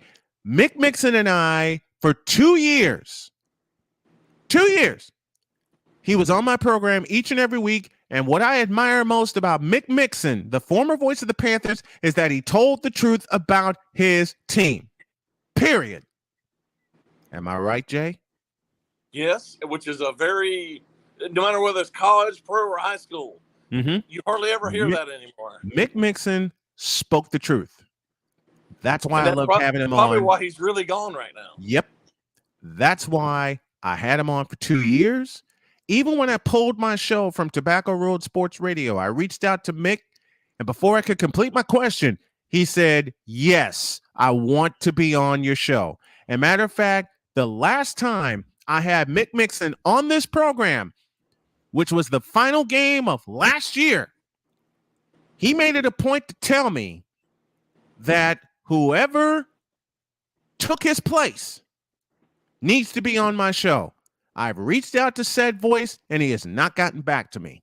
What a surprise. Not surprised at all. Not surprised at all. Matter of fact, Mick Mixon would be saying the same thing that we're saying here on this program. Now, to Desmond Johnson, the man in charge of the Tobacco Road Sports Radio Network, which is a sham in and of itself. No, he ain't. No, he ain't. Yes, I am. Damn it. I've held these feelings for 2 years. I'm going to unleash them now. Oh. Here's the entire, and I never told the entire story. So as a backdrop, here's the entire story. I was running this program on his show in a tape delay format. I remember. For 4 hours. Cole used to join me. I had Wise on. Jay and I would talk every Monday. We would tape a conversation that would run every Monday. And it just seemed like Desmond Johnson was doing me a favor, getting me Skylar Callahan, getting me Eric Davis, getting me Jay Spivey, Connor O'Neill. Well, you know what? I reached out to Jay, and he said, I want to be a part of it no matter what you do with Tobacco Road. I reached out to Connor O'Neill, and I hope to get him on this morning. He said, I want to be a part of it no matter what. I have had Jones Angel from the North Carolina Tar Heels on this program. I've had Gary Hahn from North Carolina State on this program because of my own merit, because of this show's own merit. They said, yes, we'll come on and we'll talk. Stan Cotton is a very dear friend of mine. Dave Gorin is a very dear friend of mine. David Glenn, a very dear friend of mine. That's my Carolina connection. Those gentlemen that I just named, Jay Spivey, Connor O'Neill, Jones Angel, Gary Hahn, David Glenn, Dave Gorin. And yeah.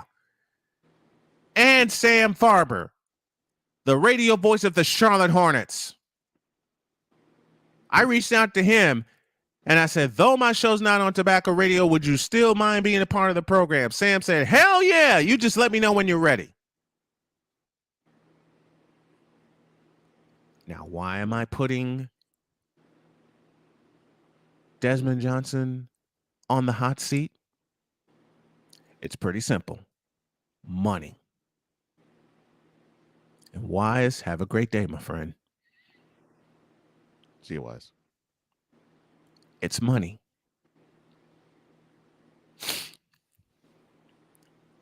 I was running 4 different ads on his program, and I was only being paid for one of them. Let me say that math again, because the math ain't math in here. I ran 4 different ads on this program. I won't say who the sponsors are. I won't go that far yet. I ran 4 ads on this program, and I was only getting paid for one. Besides Jay, besides Jay and the rest of the gentlemen I named, Mick Mixon included. You know the person who really knocked some sense into my head? My wife. Because my wife said to me, you are truly wasting your time airing your show on Tobacco Road Sports Radio. And I can tell you the exact date. It was February 21st, 2021. That Thursday morning, when my wife said to me, there's no way, because she had planned to go to Tennessee without me to pick up a couple of rabbits for our rabbitry. She said, there's no way I'll be able to get to Tennessee and get back and get you in time. I had a decision to make in a split second, and it didn't take that long. I pulled my show from Tobacco Road Sports Radio. I basically gave Desmond Johnson the finger and told him I'm no longer running my show on your program. You see, Desmond Johnson, you were not doing me a favor, but in a way you did.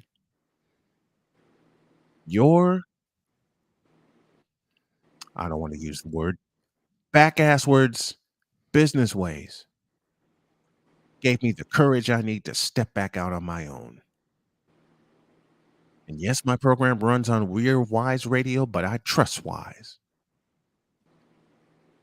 I trust Wise. I trust BS3 TV and any other network, including Open Talk Radio Flash 313, based out of Michigan, that will help this program get to where it needs to go. Period. But that day, Jody knocked some sense into my head.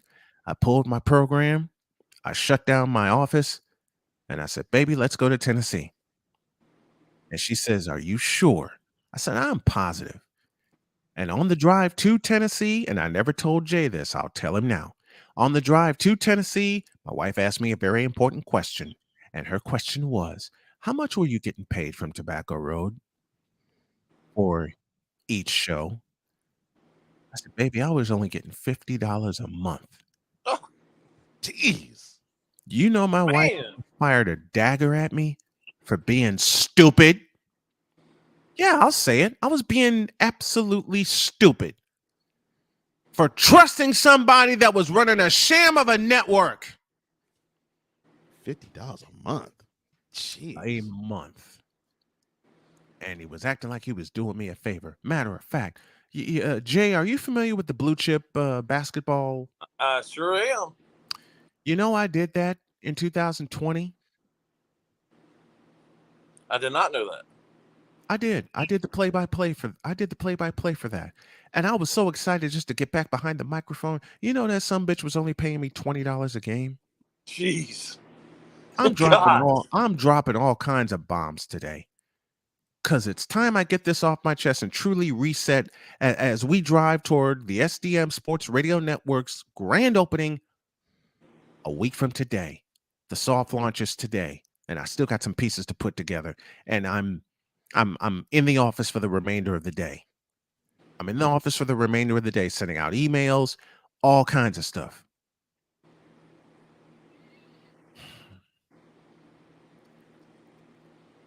Peter Finch from the movie Network said it best. Open it.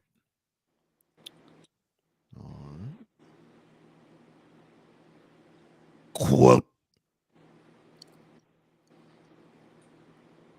He said, I want you to get mad.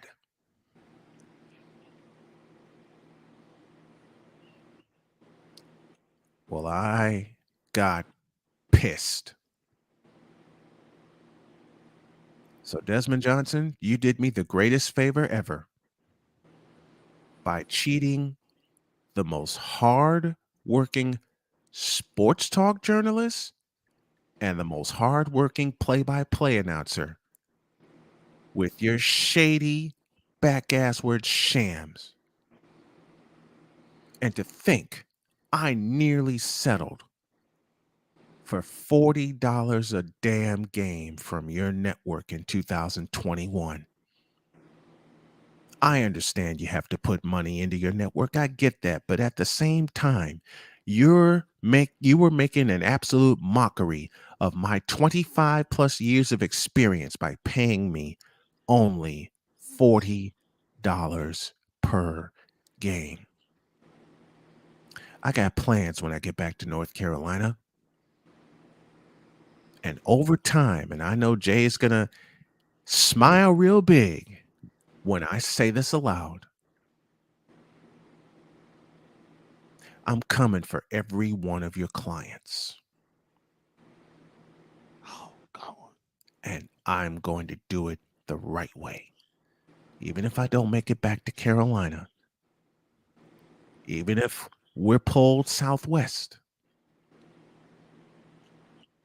the SDM Sports Radio Network is coming for your current throne. And we're going to kick your ass off of it. Get your ass off my hot seat.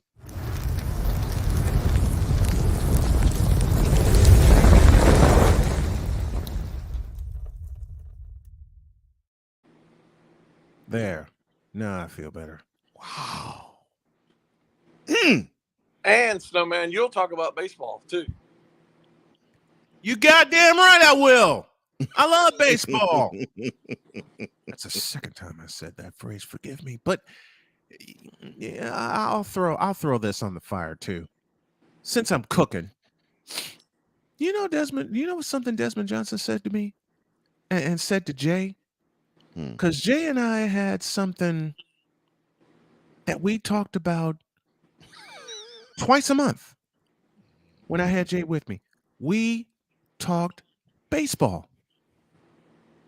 Did we not, Mr. Spivey? We did. Twice a month we talked baseball because it was the perfect time. Now is the perfect time. Yeah. Or summer when nothing else was going on. Yeah, I'm about to say when there's no other content to talk about. Right.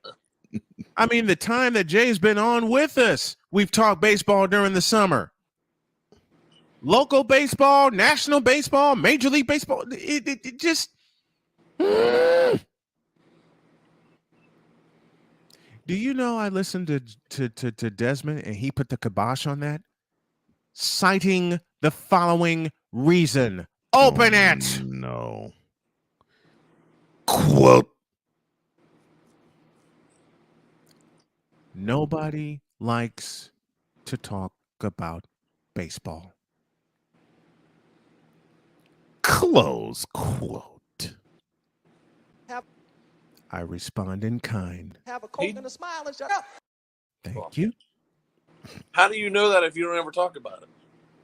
He's too chicken to talk about baseball. Because he doesn't know baseball. That's one point right there, Jay.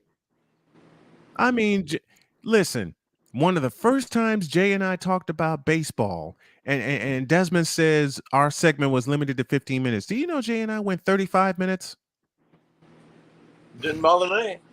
Didn't bother me either. And I aired every bit of that conversation. Every bit. I got a message that night. Why was your segment with Jay Spivey so long? Because we were talking baseball, damn it. What difference does it make? It's a digital platform. Thank you. It's a digital. Say that again, Jay, please. It's a digital platform. So what difference does it make how long or short it is? And we're going to take this digital platform and blow the rest away. I mean, if we get on traditional radio networks, then great. But I'm going to have the best digital radio network. Jay Spivey joining us as he does every Monday. And yes, we talk baseball when we have our chats. I love you, Jay. Thanks for dropping by. Thank you, I brother. appreciate it. Thank you, gentlemen. Have a great week. You too, man.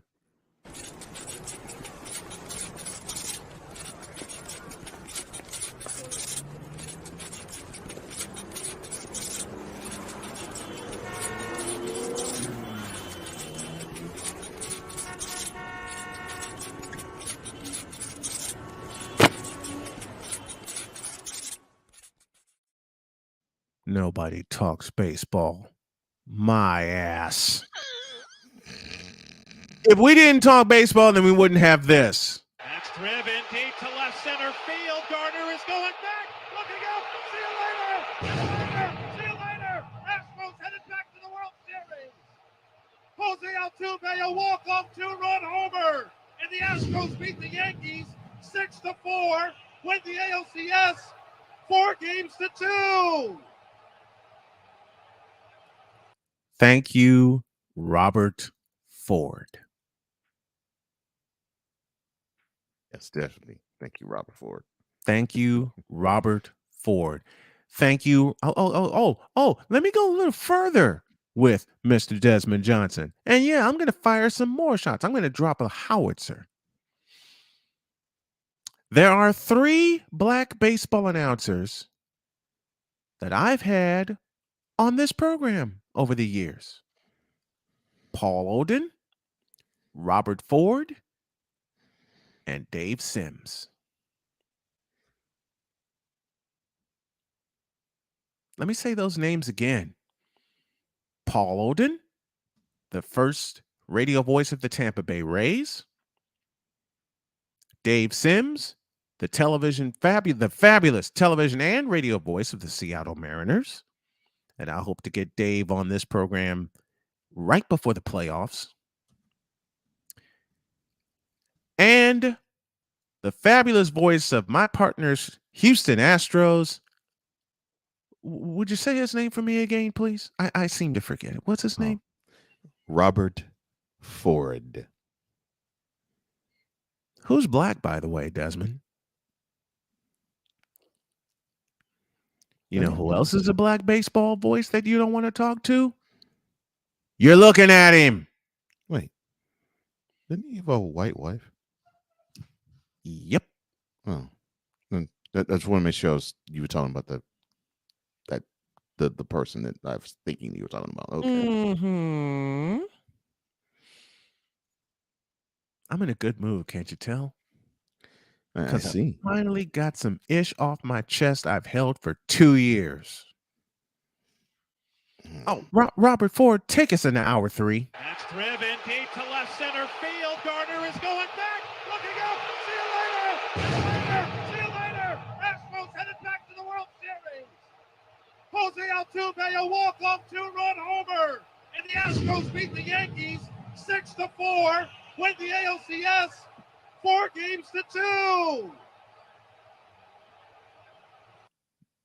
Now, with all that being said, and I got some more bombs to drop, hour 3 starts right about now. On your mark, get set. Let's go. 'Cause we take this job so serious. All of it between 2 people and 4 nostrils. All of it was gone. LeBron James is pure, unadulterated trash as a basketball player and has been for 20 years. We don't want to see that. Wait a minute.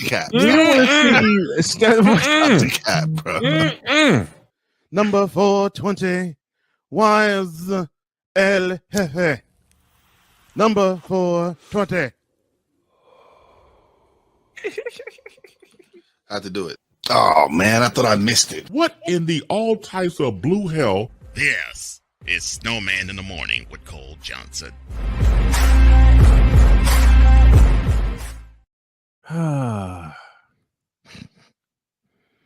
Do you think anybody felt the burn when I was like unleashing some things? I don't know about anybody else. I certainly did. Oh, what kind of burn did you feel, kind sir? I was feeling for that man's ancestors. And why is that? Because it was as if you not only tried to scorch him, it's like you tried to take the torch and put it down the ground. You want to leave scorch earth. Oh my gosh. Stone Cold Steve Austin is going to take his ass to Philadelphia, check right in to the SmackDown Hotel, roll right in to room 316, and burn that son of a bitch to the ground. And that's what I felt. Because after my wife shot daggers at me for being stupid, it was time to burn that son of a bitch to the ground. You didn't tell me she said that, but wow. Hey, wifey keeps it real with me. The queen keeps it real with me. And for those of you who are married, when you are married to a person that keeps it real with you and says F your feelings, but still keeps your feelings in mind, you got to keep her. 6 says, I had my gasoline draws on, Snowman, so I was unscathed. Hang around. That's all I will say. Hang around. I got more. Now, Vic did go the route of no, stop. Stop. Hold. This is telephone. Stop. Just plain stop.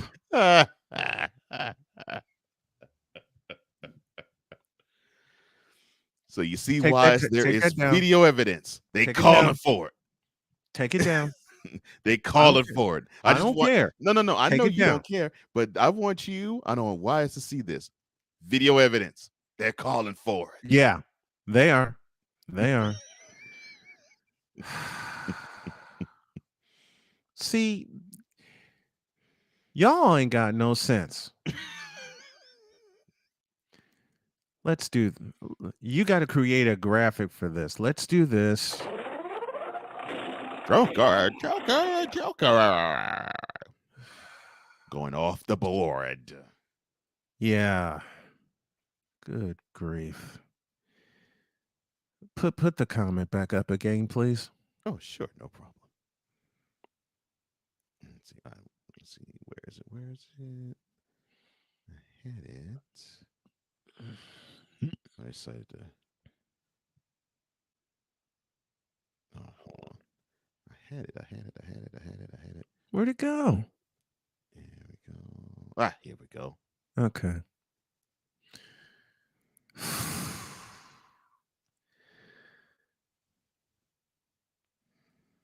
You know, Mel Blanc, say it, please. This you gotta see to believe. In case you didn't hear me, I said, This you gotta see to believe. and Wise? The truth shall make you free. Let me do that again with Cole's motion. The truth shall make you free. You remember that show where he did that? Yeah, Stephen, take your own advice. Anyway, take the comment down, please.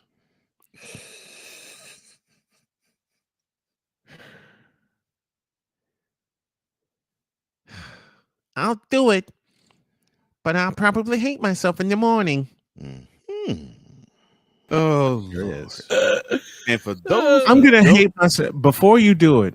I'm gonna, as Bugs Bunny said in a couple of cartoons. Yes, I'll do it. Yes, but I'm gonna hate myself in the morning. Hold up. I think I got another version with the music. Oh, hell.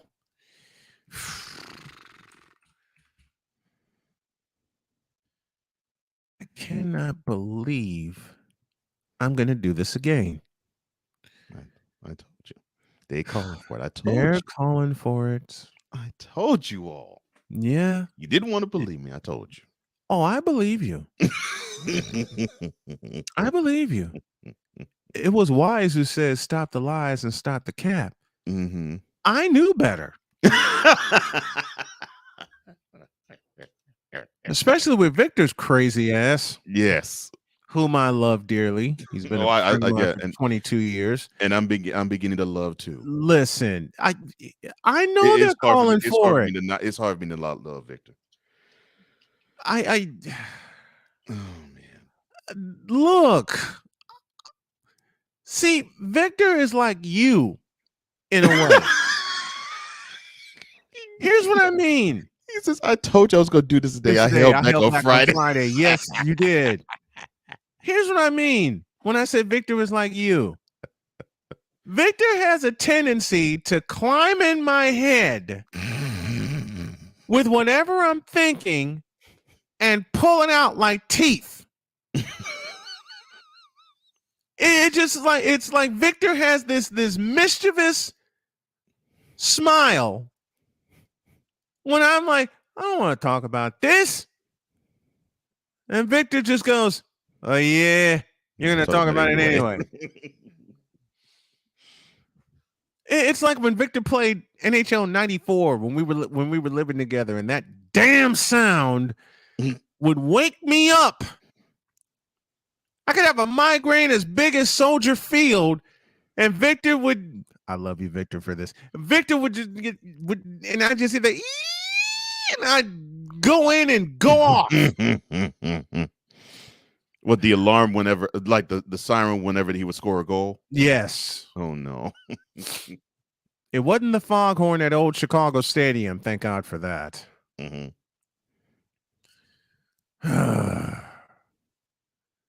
No sick Bugs Bunny was no Latina Bugs Bunny was my idea.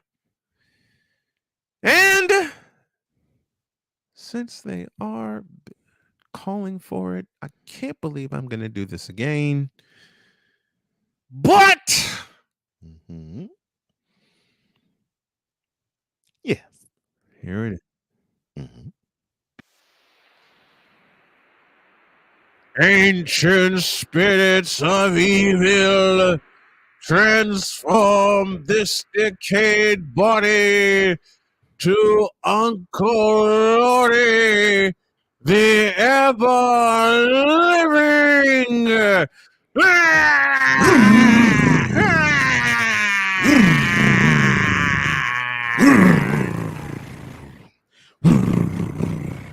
And I'm dead.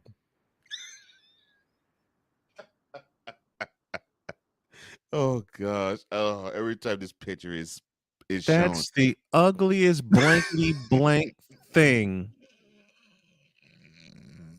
I have ever seen in my life. Ever. Andrew agrees with you. Oh, the horror.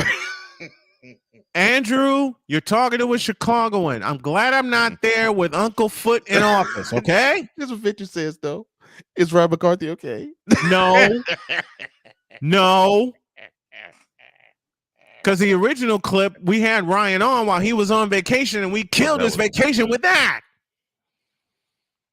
I loved it. In the middle of the Grigamiggets. In the middle of the pitch, he says, "Okay, I'm dead." He says, "Dead." That's all. Salute to you, Mr. McCarthy. Oh my gosh, that was hilarious. All he said was dead. Dead. After the picture's over, he's like, I mean, can we call an ambulance for Ryan? I think Ryan is safe. He might be. Oh, if he isn't, he'll let us know. Oh, brother. 26 beyond the hour. I think we need a break, so we're going to take one. And then I got a fiery snowman's take where the men are being attacked. And I'm going to hit this twice on my snowman's take and on a special hour 4 of Snowman Unfiltered. I'm glad you're not here, Snowman. If one of us has to suffer the ever living, let it be me. Done. Because if I come back in that sumbitch, go to break, please. This is Snowman in the Morning.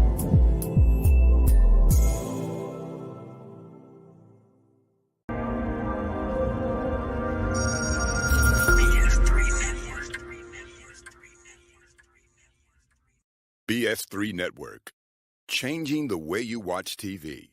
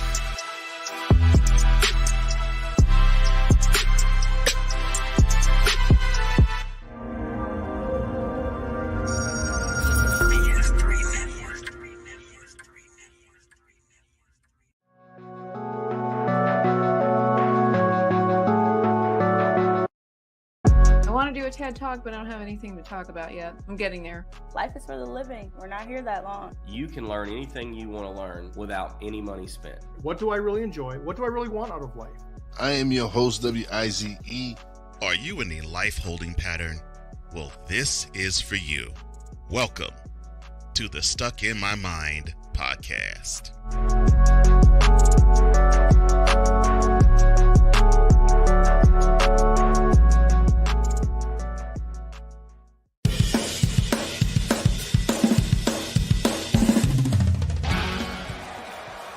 Steph Curry through Tim Anderson. Jordan Alvarez. And it's caught!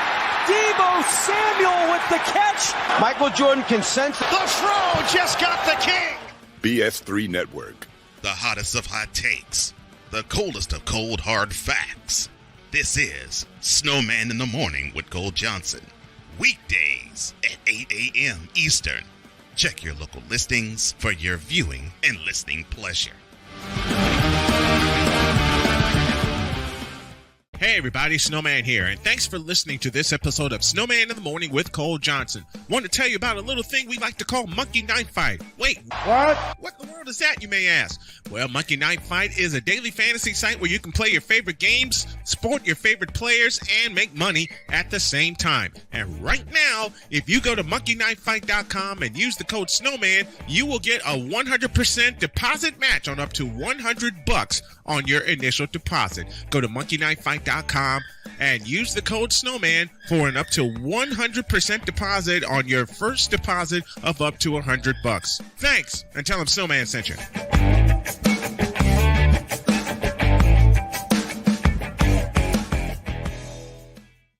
Mister, how do you operate this Twitter thing or this Instagram thing or whatever the heck? You're supposed to know all this stuff. Anyway, welcome back to the show.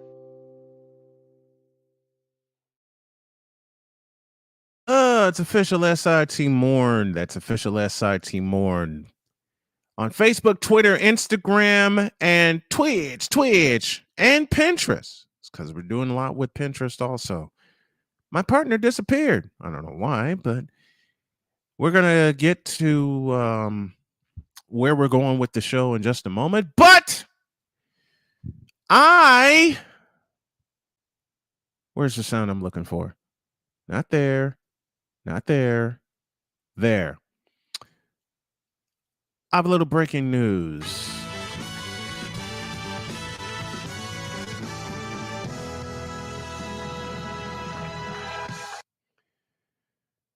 The Pro Bowl has now become, will now become the Pro Bowl games.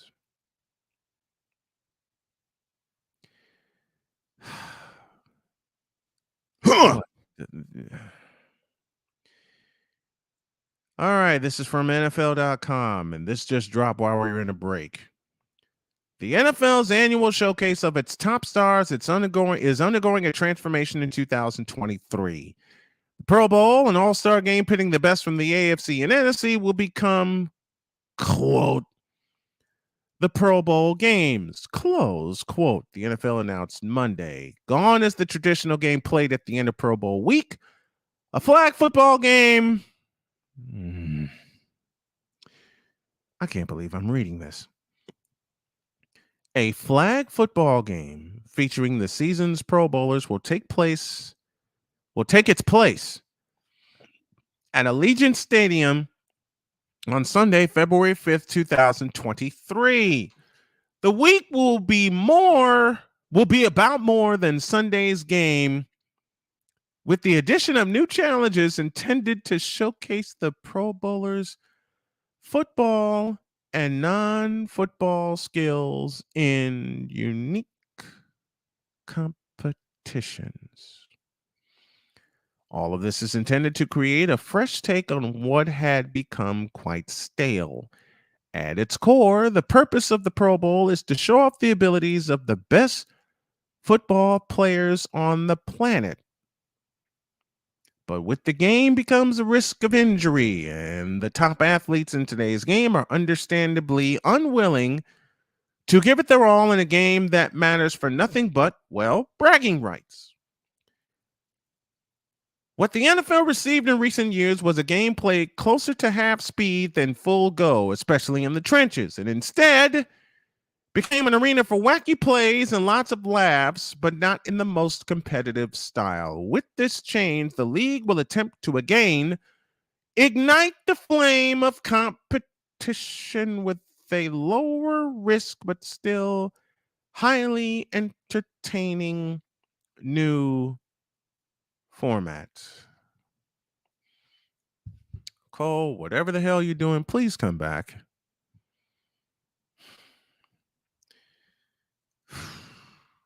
I can't believe I just read that.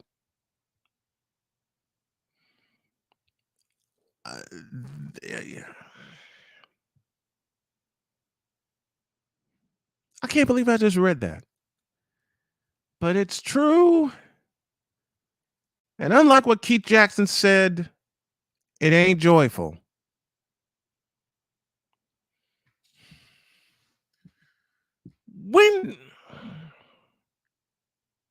If they can go all out, let me frame it correctly.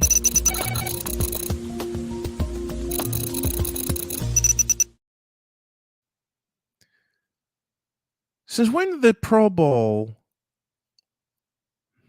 become this sham of an all-star game? Since the players became soft, that's when. I will admit there was one player who had a freak injury during Pro Bowl week, and it cost him his career. That's Robert Edwards out of Georgia.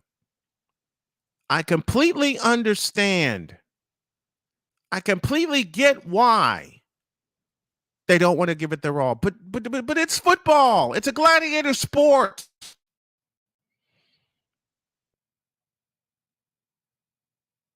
It's about who plays the best it's about playing with the best of the best of the best. At least that's what I thought.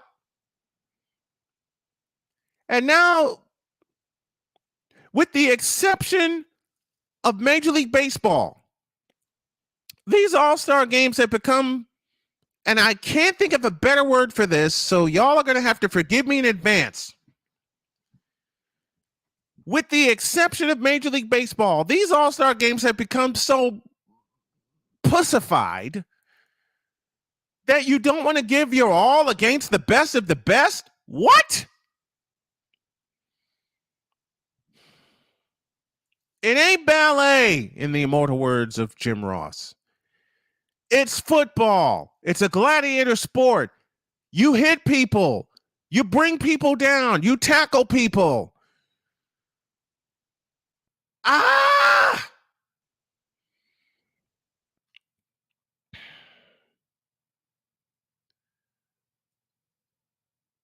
You play against the best of the best of the best. That's why that's why these are called all-star games.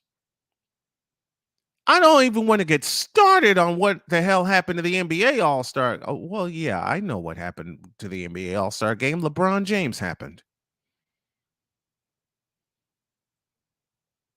But now football's all-star game, well, it already became a punk-ass game, but now it's become even more pussified with this.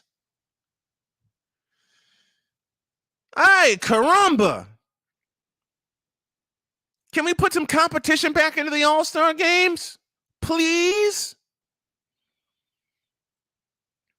I mean, the most ridiculous thing that Major League Baseball did was this time it's for real. And that was in 2003. That was at U.S. Cellular Field when the winning league would get home field advantage during the World Series, which helped my White Sox in 2005. But that's another point because there were a couple of teams that had 100 wins and they didn't get home field advantage. You know, and just look at I'm going there with the NBA, and I can't help it. Look at the deterioration of the slam dunk contest. Look at that. But I love the hockey skills competition. Absolutely love it. There was once upon a time the slam dunk contest was eliminated for a 2-ball competition. What? Now you have a flag football game? What? This is why they played the Pro Bowl 1 to 2 weeks after the Super Bowl. You know what you do? You take the Pro Bowl and you make it 1 month Give the players a full month to rest. You make it 1 month after the Super Bowl. A month. And yes, Latina, even the slam dunk contests have turned to trash. And LeBron James's punk ass won't even get involved. You know what the difference in slam dunk contest? You know what? Latina asked me a great question. I'm going to answer this question right now. What's the difference in the slam dunk contest? Know what the difference is? No creativity. There's no creativity anymore. The creativity that they put out nowadays involves props. It involves players passing to one another, lobs and all that kind of ish. I mean, hell, Dwight Howard used the Superman cape and dunked on a 12-foot rim. Really? Really? And then got out-dunked by 5'9" Nate Robinson.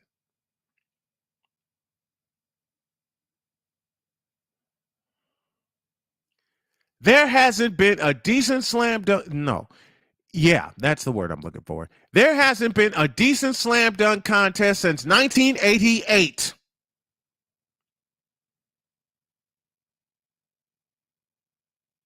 I don't care what they say about 2016 in Toronto. It blew chunks. The 2016 slam dunk contest, especially the slam dunk final, blowed. All right? It blew chunks. It sucked. It was horrible. It was deplorable. It was in the same kind of competition. It was in the same kind of frame, I should say, as the introductions of the All-Stars. A lot of showmanship, but no substance. I hope that answers your question, Latina. And I'll answer it this way also. There is no damn substance. If y'all like the way I'm going in, hit us up on the Cash App. Let me put this up here.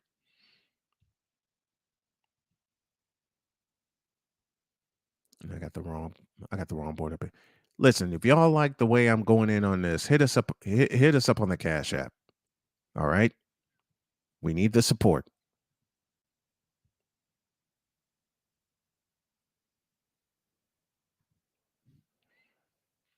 We need the support.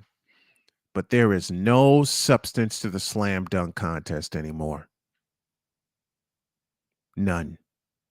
There's no creativity. There's no competition. Everybody is doing everybody else's dunks. I mean, they're paying homage to the ones who preceded them back in the day. Don't get it twisted, and I love that. But there's no damn creativity. There's no damn substance. And now there's no substance with the damn Pro Bowl. Because the NFL is too chicken to spread it out a month. To a Latina and Cali, all you have to do, if you want to find out what happened to the slam dunk contest, all you have to compare are 2 seasons, 2016 to 1988.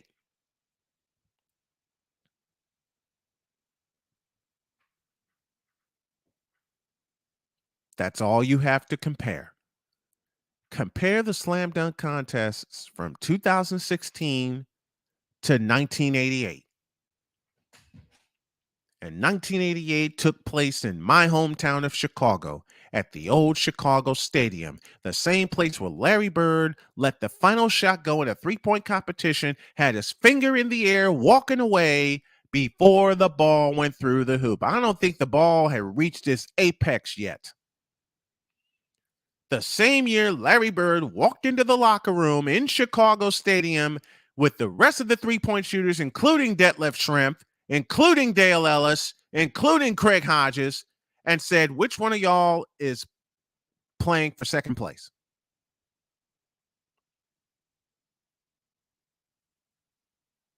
Latina says, I remember Larry Bird and all those guys were intense, but I was not that aware of the game. So am I wrong? No, not at all. The game was intense. The All-Star game was intense. The All-Star games, and I'm doing this across different leagues. The All-Star games were about winning. Heck, they fought during preseason. Absolutely. Sixers and Celtics, 1985 or 84-85. Mm-hmm. Billy Cunningham said it best. I got beer on my shirt. There were 3 fights. I mean, when it was time to put the shoes on and go to war, even in the preseason, they actually played it. Now you got this from the NFL officially pussifying the Pro Bowl because Roger Goodell is too chicken to spread it out a month and let the players rest. Let them get themselves together. And if they decline playing in the Pro Bowl, that's fine. They still get the Pro Bowl recognition. You can have some other guys play, but damn it, play the game. Pro Bowl games.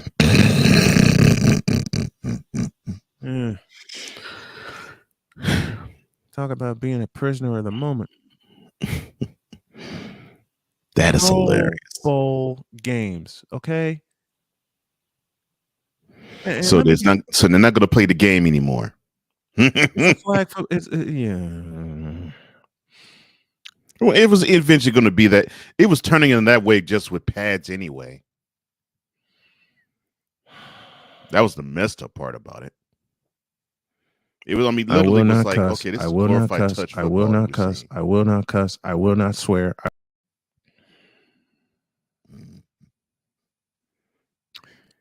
I'm trying not to cuss. Unfortunately, I've already broken that. But doggone it, y'all. Is it...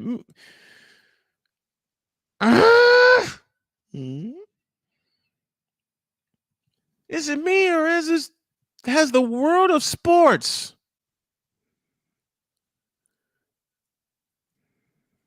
I'll complete the question. Is it me or has the world of professional sports become so pussified it ain't even funny? Did I miss something? Did I miss something about competition, even with the All-Stars, no longer being competition? Let me change the word and use a form of said word. Is it me or has competition no longer become no longer competitive? Doggone it.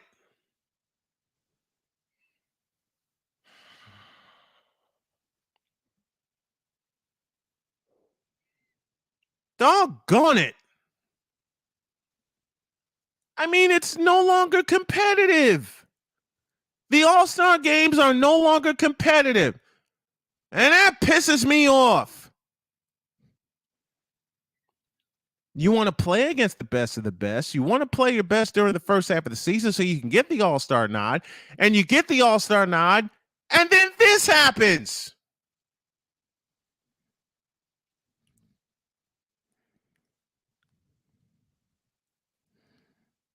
It's about photo ops. It's about movie deals. It's about refining marketing deals. It's not about competition anymore.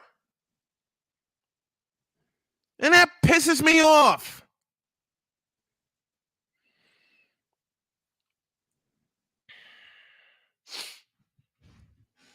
Oh, that highly pisses me off. I mean, we've gone, I'll use Major League Baseball as an example.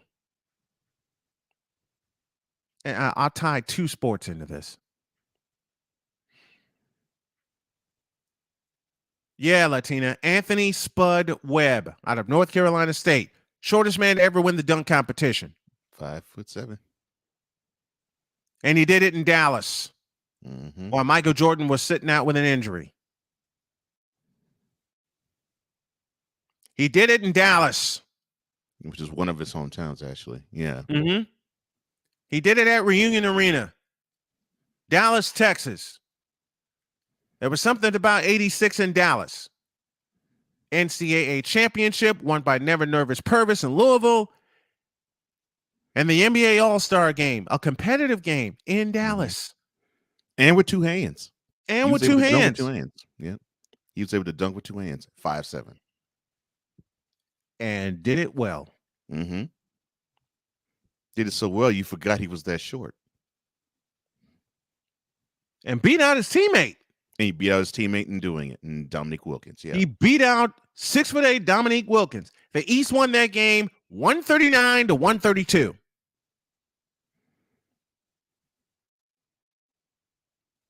And I'll answer Latina's question again. What did the contest? I'll give you a few. Matter of fact, while I'm in the midst of the Snowman's take, give me the list. Give me the list. Okay. Give me the list.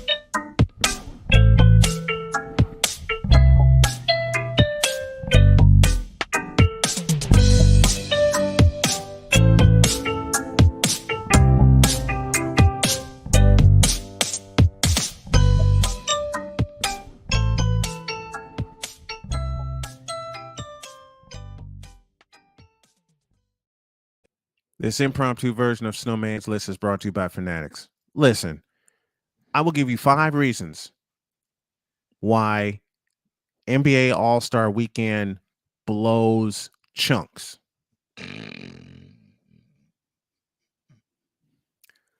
Number 5, they installed a 2-ball competition during the dead slam dunk era. I understand you wanted to get the word out about the WNBA, but let them get the word out on their own merit, please. Because those women can play basketball. Mm-hmm. Except for Brittany Griner, but that's a whole different story. Well, she physically now can't play, but that's besides the point. That's beside the point. Exactly.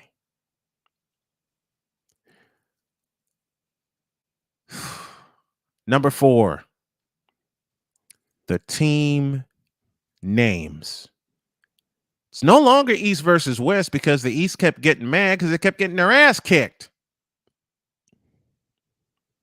Now it's team whomever. I can't believe I'm going to say this. Mm-hmm. Against team LeBron. Mm-hmm. Do it. Do it. Lord. Do it. Which falls under the utter blasphemy. Yes, it does. Giannis slows 530 and CM7, and then KD gets swept the first round, and he getting choked in front of home crowd, and Jokic being bounced the first round, and Seb getting carried to a conference finals VP all playoffs long, because it's always about the following.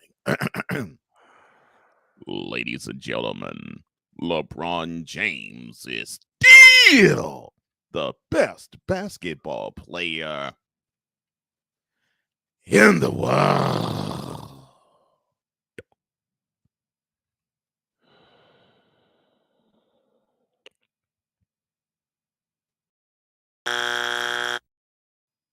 You're a stupid dumbass. Cocaine's a hell of a drug. Bitch, are you for real? You for real? Right.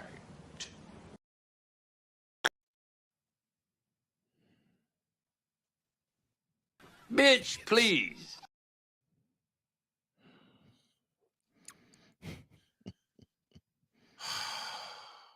Where'd I leave off? 4? Okay, yeah. Yes, 4. Number 3. 108,000 in Dallas. Mm-hmm. For what? Not for what? To see Dwight Howard take a 3-point shot that he missed so badly? I mean, he took another one and made it, but the first one he took, he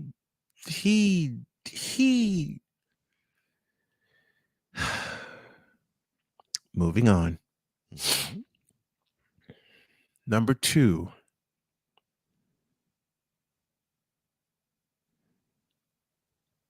And I'm going to go there. The hood rats have taken over the expensive seats.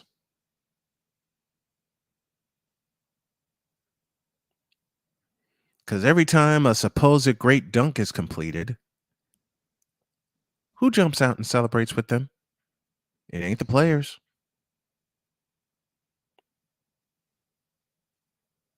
Find the lie.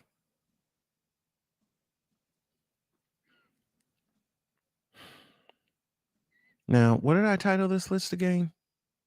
I seem why the modern NBA game blows chunks. Mm-hmm. Oh no, why the All-Star game blows chunks. I'm sorry. Okay.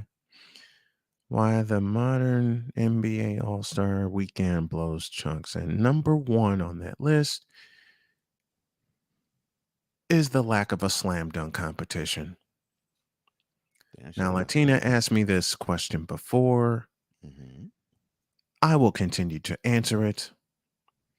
If you want to compare 2 slam dunk competitions, one that actually was a hell of a competition and one that people thought was a hell of a competition but actually blew chunks, all you have to compare for the latter, 2016 in Toronto, and for the former, 1988 in Chicago.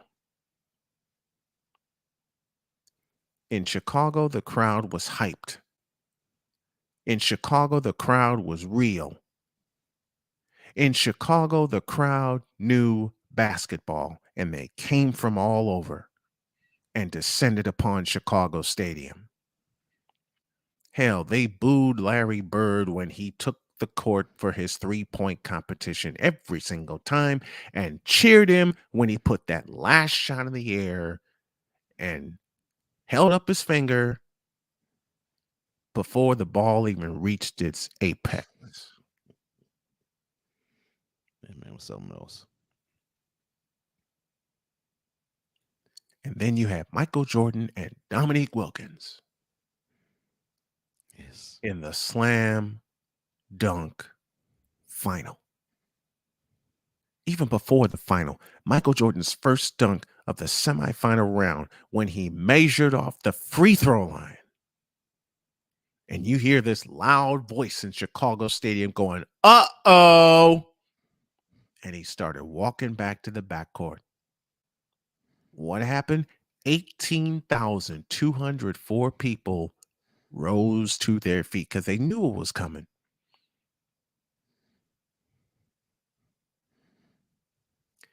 (2016) in Toronto. Boring. I mean, Zach LaVine and Aaron Gordon, you put up a good competition, but it wasn't it. There was props involved. There was different players involved. There were pass-offs involved. There were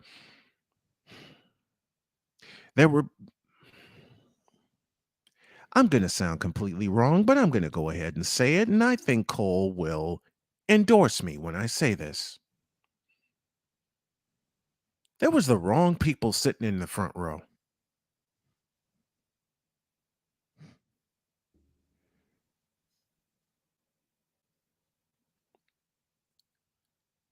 You say that as if there was no surprise. You look, I should say, Cole, as if you're not surprised that I said that aloud. No. I mean, the crowd sounded dead until probably Aaron Gordon's dunk off the when he lipped over his mascot. And then the crowd actually decided to be involved and invested. Before then, it was like every other All-Star weekend, All-Star slam dunk competition before then. The atmosphere was dead. Ryan McCarthy, you said it best. Dead. So to Latina and Callie, I hope that answers your question. If you want to, we'll go to the comments in a minute. If you want to compare 2 slam dunk contests that show you the height and the depth. The height of the heights, 1988. The lowest and everything since then, 2016. And oh, by the way, Yo Kang. No, Cole, say that for me, please. You say it best. Yo Kang is too chicken to participate in the slam dunk competition. I will say that one more time. No wonder why Vlog says chicken wing. It's a chicken wing jumper. It's a chicken wing personality. It's a chicken wing player. Now, would you give me those 2 words again, please? Oh. Yo Kang is too chicken to participate in the slam dunk competition after teasing people for years and years and years and years about being I don't remember asking you a thing. Thank you. I'm so sorry. Go ahead. Don't be sorry. LeBron made a business move. He hadn't made a smart one yet. Yeah, that's true. That's real true. Yeah. I'm so sorry. Continue. Matter of fact, I'll unleash that on Wednesday.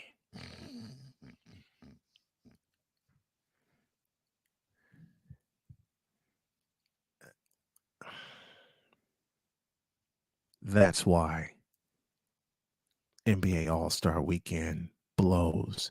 And that is why these All-Star weekends and weeks blow chunks. Lack of effort, lack of competition, lack of balls to participate and play hard. Because if the NBA can get it right in 1982 at the Meadowlands in New Jersey, yeah, I said it, the Meadowlands in New Jersey, and especially a year later, if Marvin Gaye can rock the Forum with his version of the Star Spangled Banner,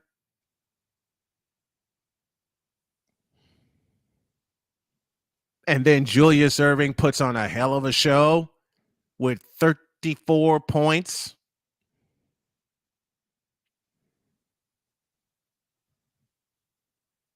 And then backed it up with another great performance in Denver, Colorado in 1984. A couple of games which I happen to have in my files. The original broadcast from CBS.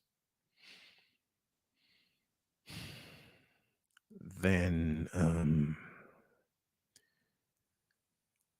if the commissioners in charge of said sports could get back to that, we'd be good.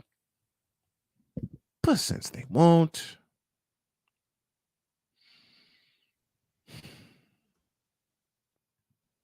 then we have this to deal with.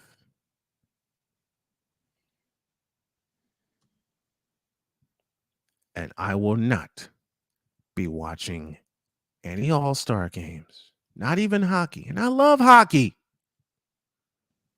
I love the NHL. And yes, I'm reclaiming my Chicago Blackhawks. I love hockey, but I'm not watching any All-Star games anytime soon. Not until the competition, the heart, the brains, and the balls come back to these competitions. Period.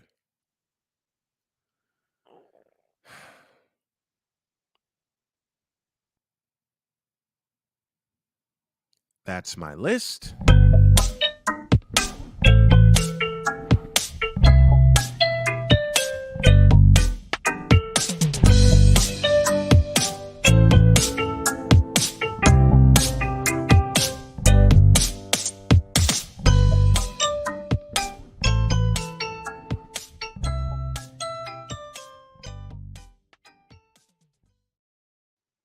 another one tomorrow.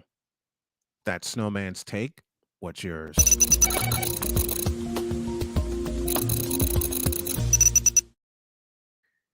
Now I will ask my partner to push a button when I say the fourth and final hour. And yes, we've gone all four. The fourth and final hour begins right about now. On your mark, get set. Let's go. 'Cause we take this job so serious. All of it between two people and four nostrils. All of it was gone. LeBron James is pure, unadulterated trash as a basketball player and has been for 20 years. We don't want to see. Wait a minute. We don't want to see. bro. Number 420. Wise El Jefe. Number 420. I had to do it. Oh man, I thought I missed it. What in the all types of blue hell? This is Snowman in the Morning with Cole Johnson.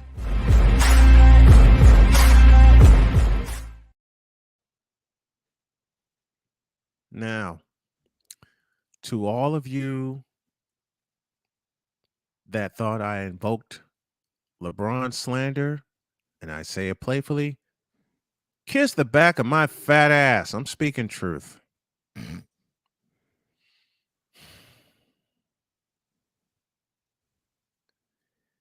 Now, while we await our final guest of the day, we actually have gone 4 hours. Damn. I know I'm going to be in the office the rest of the day cutting this up. I love it, though. Whoops. Yeah. I hit the wrong button, and this is why. Here's hour 4. What you're about to hear are stories told from each individual where nothing is off limits. Anything goes. This is Snowman Unfiltered.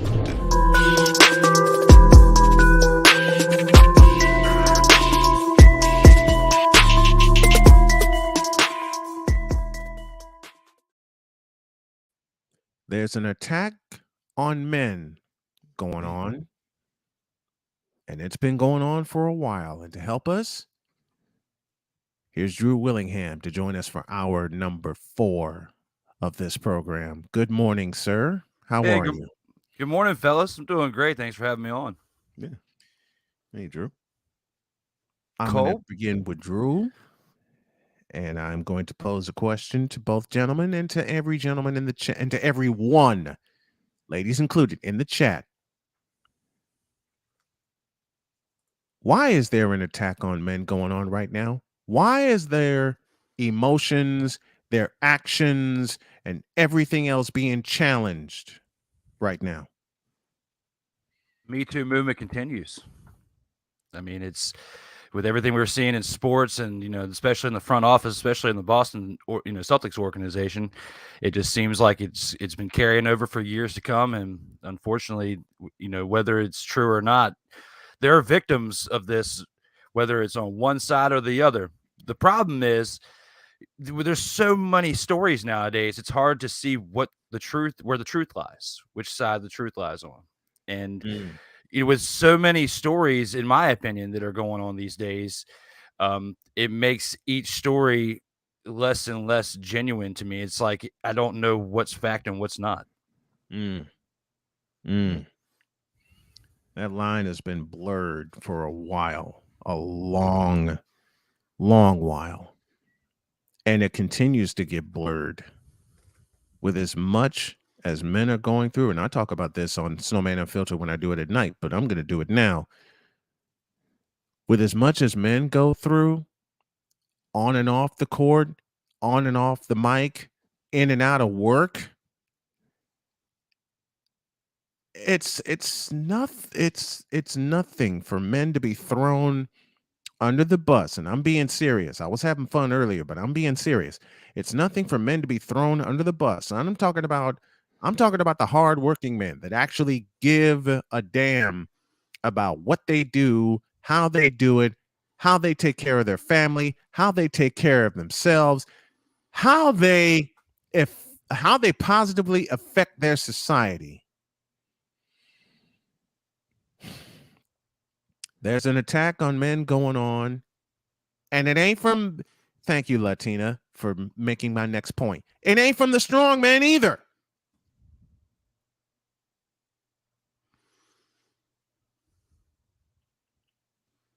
It's from all the weak ones. I mean, damn the fact that, the women of the Me Too movement launched the attack. Hell, there's been attack since before the Me Too movement on men. Let's just be real. The real men get shoved under the semi. F a bus. I'm going to go to Cole with this one. The real man gets shoved under a semi. F a bus. Okay?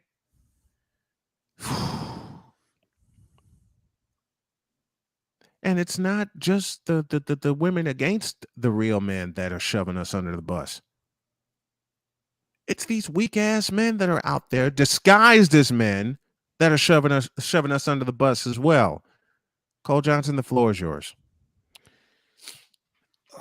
Well, it's as I said, man, and I mentioned this in hour 2 when I talked about how we, as supposedly a sports fandom and a sports family, encase one Emi Udoka situation as if it's a soap opera. It's like I'm seeing these catty type of responses. And these cavalier responses too, because well, hey, the man pulled a good-looking chick, and they just simply eschew, ignore, and forget the fact this hoe wrecked his own house and wrecked another person's house, and actually, he probably wrecked many people's homes, starting with his own. He's supposed to set an example for his son in showing that you're supposed to treat his mother with the utmost respect and class. Well, how classy is it when you use your first year as the head coach of being the Boston Celtics and you plow every single thing that's in front of you?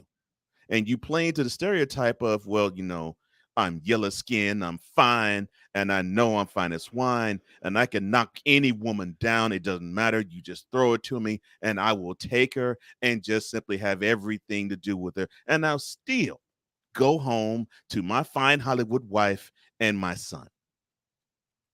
I've seen many of you idiots applaud that crap, but you simply just ignore the fact that straight up boy and hoe behavior in a man, encased in one.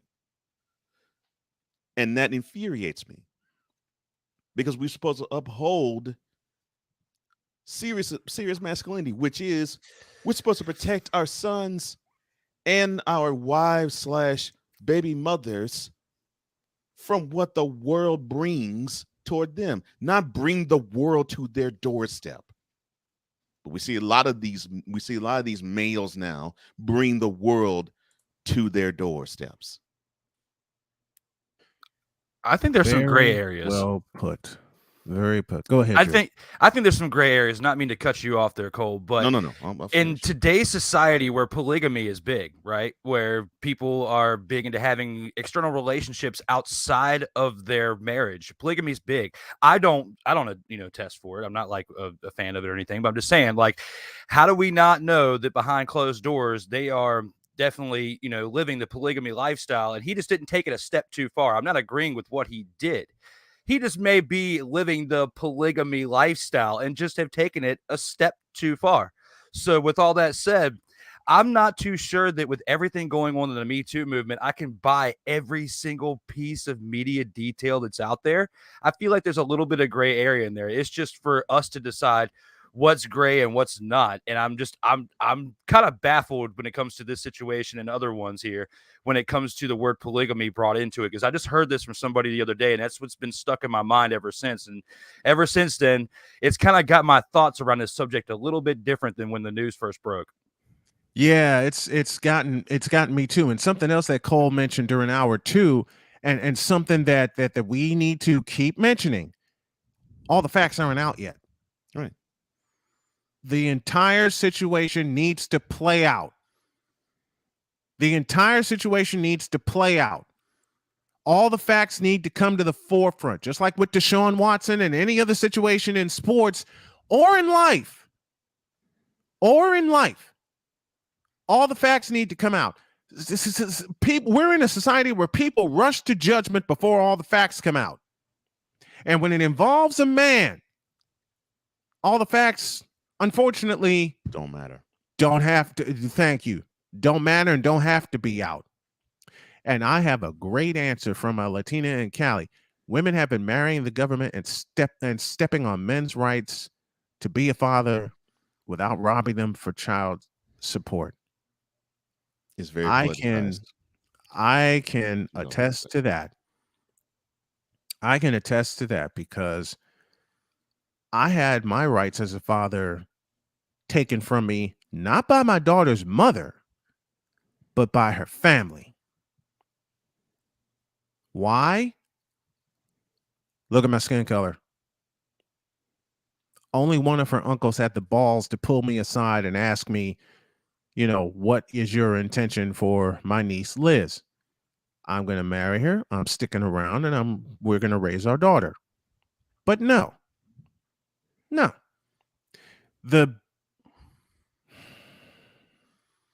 going to go ahead and use it. The bitches in her family cut me off at the pass and cut me off at the knees. We don't think you're well qualified to be a father. Bitch, how do you know? Give me this camera. Bitch, how do you know without even getting to know me? They know because you don't look like a woman. Her own sister, Liz's own sister. And yes, I'm airing a lot of dirty laundry, but I don't care. I don't care. This is Snowman Unfiltered. This is the Snowman Unfiltered Hour. Her own sister looked me in the eye and said, we wanted to cut this relationship off at the pass and cut it off at the knees because we simply didn't trust you. Bitch, how can you make that judgment and you haven't been around me? Facts. Because you don't look like a woman. Yeah.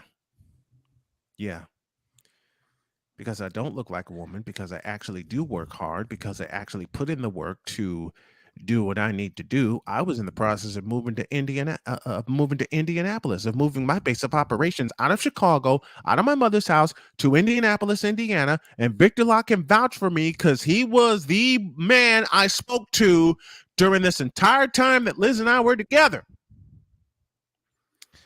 The entire time that Liz and I were together. Go ahead, Drew. I was going to say, I got to give a shout out to Sick in the chats. He says, here's another word that gets thrown around more than polygamy, polyamory. This is situations like this that makes me think, and I've said this for years, I would not be opposed to the general population, everyone having to take an IQ test to have kids. And if you don't have a certain IQ, then you get snipped and you cannot have kids. And it should be going on at a certain point, at a certain age point before you become an adult. And I may be wrong for thinking this. This has just been my mindset for a long time. Because you're not wrong for thinking it. If you cannot conduct yourself properly in the overall general population of the world, then why should you be populating the world? Because it's mindsets like this where they're stealing from other people in the government and stuff. That's not loving thy neighbor and taking care of one another out here in the USA, which is what we're supposed to be doing. And that's where the gray area is, in my opinion. And that's exactly where the gray area is, because a lot of black men have been shoved out of their homes for years and not being given a chance. Let me change that. A lot of men have been shoved out of their homes for years, but it happens especially in the black community, and not being given a fair chance to raise their children. Why? Because the women go to the government, period. To the money. I agree It's with you, money. but I'll add it to they go to the money. So whether it's the Mhm. government or to the next baby daddy who's got the money, and then they'll stick with them until the problem gets in there. Then they kick him to the curb for that monthly paycheck and try to Yep. find someone else while they're in their Yep. prime, and then they just settle for what's the best in the end. It's a basic setup. It's a basic setup. The government tells them, we will do everything for you. Give you a house, give you food stamps, give you a job. Oh, so You just can't have a man in the house. So you mean tell me that they're doing like that song Babyface as soon as I get home from work? That's what the Yep. government's playing to these single women, these baby mamas. Yep. Wow. Yep. And it happens in the black community 3 times as more than any other community. And you wonder why the black community is in shambles? Bingo. You wonder why the black community is blown to smithereens? Bingo. I saw it live with my own sister. You know, it's messed up that you have a mindset of, well, I can do bad all by myself. Oh God, my ex-wife said that ish to me. Well, that's every fine. day for 3 years. Well, that's fine. Every damn day for 3 years. Well, my ex-wife said that to me. Go ahead, Cole. I'm sorry. Yeah. Well, that's great. That's all fine. Well, good. I'm glad you can do bad all by yourself, but I want to do good with somebody. And if It my ain't presence, you. and if my presence is making you feel as though you can't do good with me, and it's simply because I'm a man and not because of what I've done for you or to you, then the problem isn't me. The problem is you. You know, and you have a lot of these instances where women look at men, not saying all, because I mean, like, Latina's proof that she isn't one of these women I'm talking about, and Trisha too. Yes. Yes. You have a lot of these women who look at men, and you both said it, look at them as commodities, look at it as, okay, basically the Janet Jackson song, "What Have You Done For Me Lately?" You know, how can you subsist in my life and my lifestyle, instead of how can I grow as a human being with you? Preach that again, please.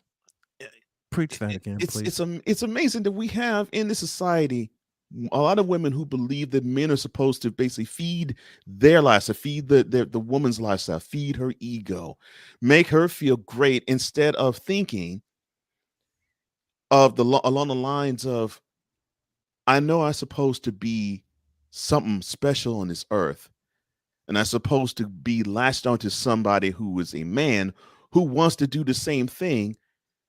And because of this man, I can be better. And the man should think the same. Because of this woman, I should be better.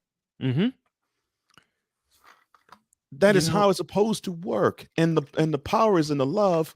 But you have so many people in society today who think that love is a bed, a mattress, and you just simply lay horizontal and just bang each other. And that's not the case. And that's not love at all. Forgive me for being old school, but that's not the case. No. That's never been the case with me. And I've been ridiculed for years and years for thinking old school, for thinking love is a lot more than banging somebody. And it is. And it still is. We're 3 months and some change from 2023. It still is a lot more than just a sexual transaction. Yep.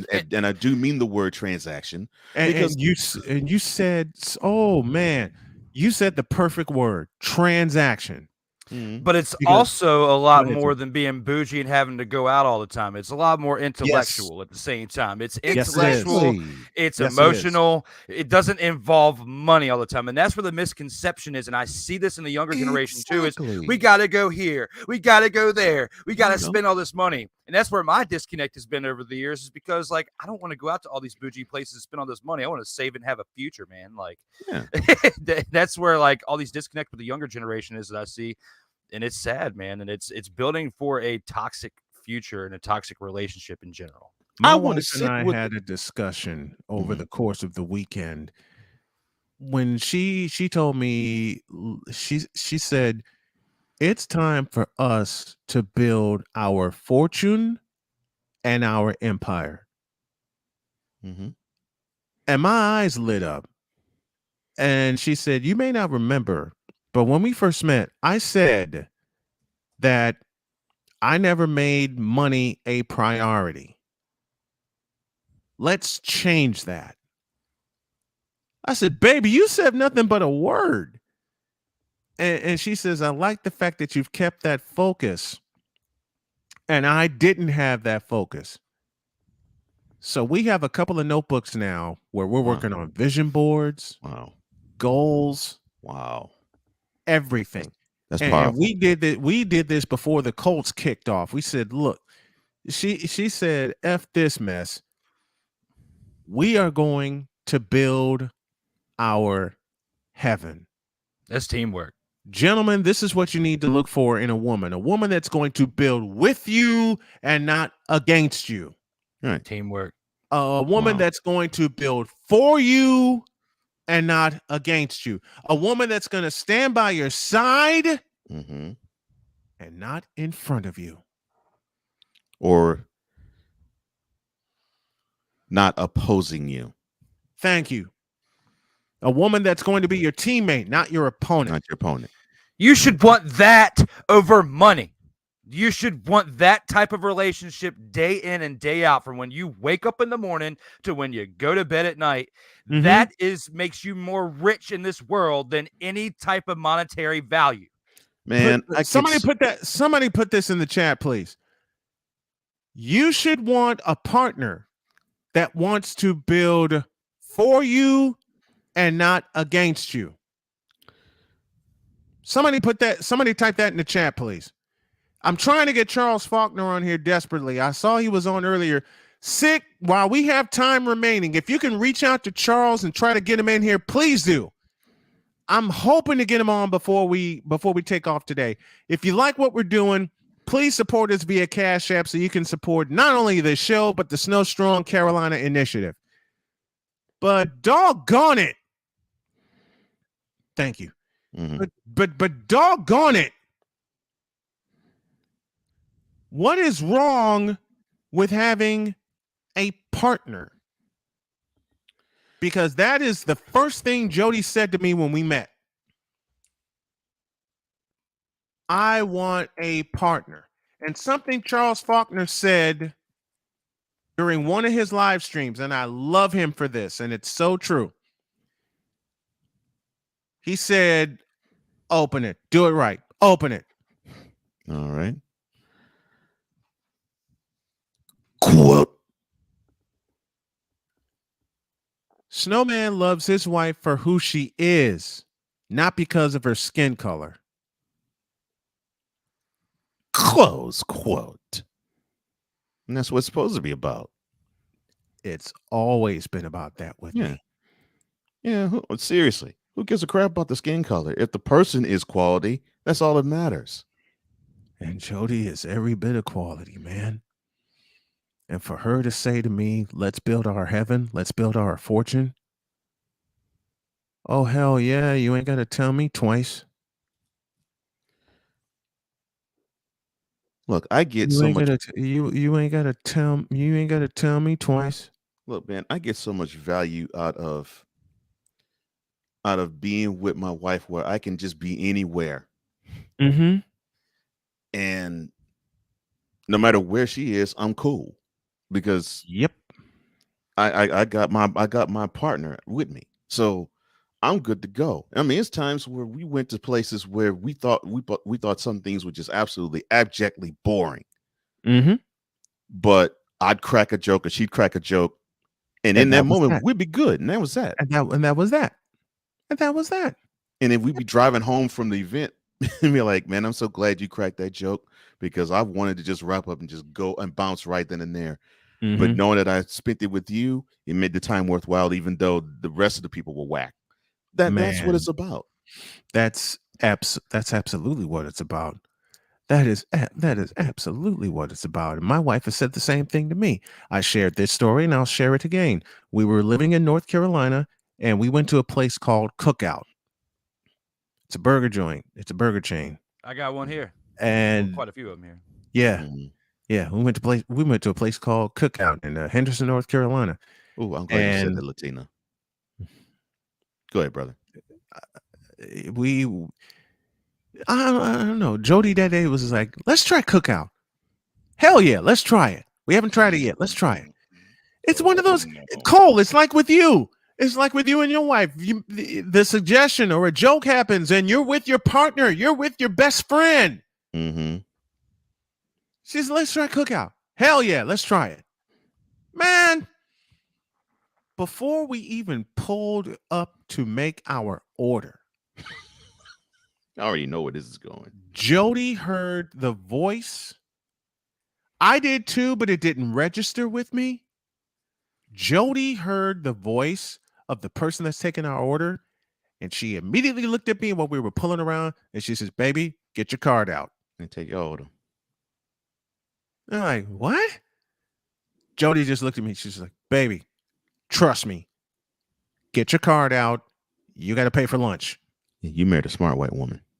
Oh, hell yeah, I did. She understood quicker than I did. I didn't go through this the first time I lived in North Carolina because I was married to a black woman. More on that on a later date. Man, Jody knocked some sense into me real quick. And for those of you who follow me on social media, you've seen a picture of my wife. Man, she said, get your card out. You got to pay for lunch. What? And she was like, trust me. Man, we pulled up to that window. And the black woman that was at the window that took the order, that look, Cole, thank you. That look. Hold on a minute. Let me give you the camera.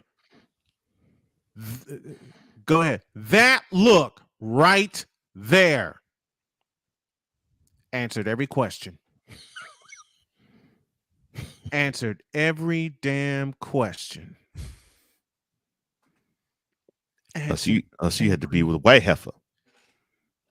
Keep going. Cole, you know them all. Drew, you know them all. Chat, you know them all also because y'all have seen me on social.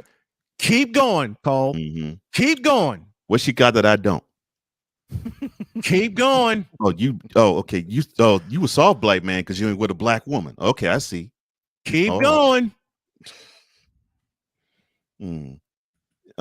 You paying? Oh, that heifer's there for your money. But okay, so keep going. So you can spend money on the white heifer, but I'm not good enough to spend money on. Oh, keep going. Keep going.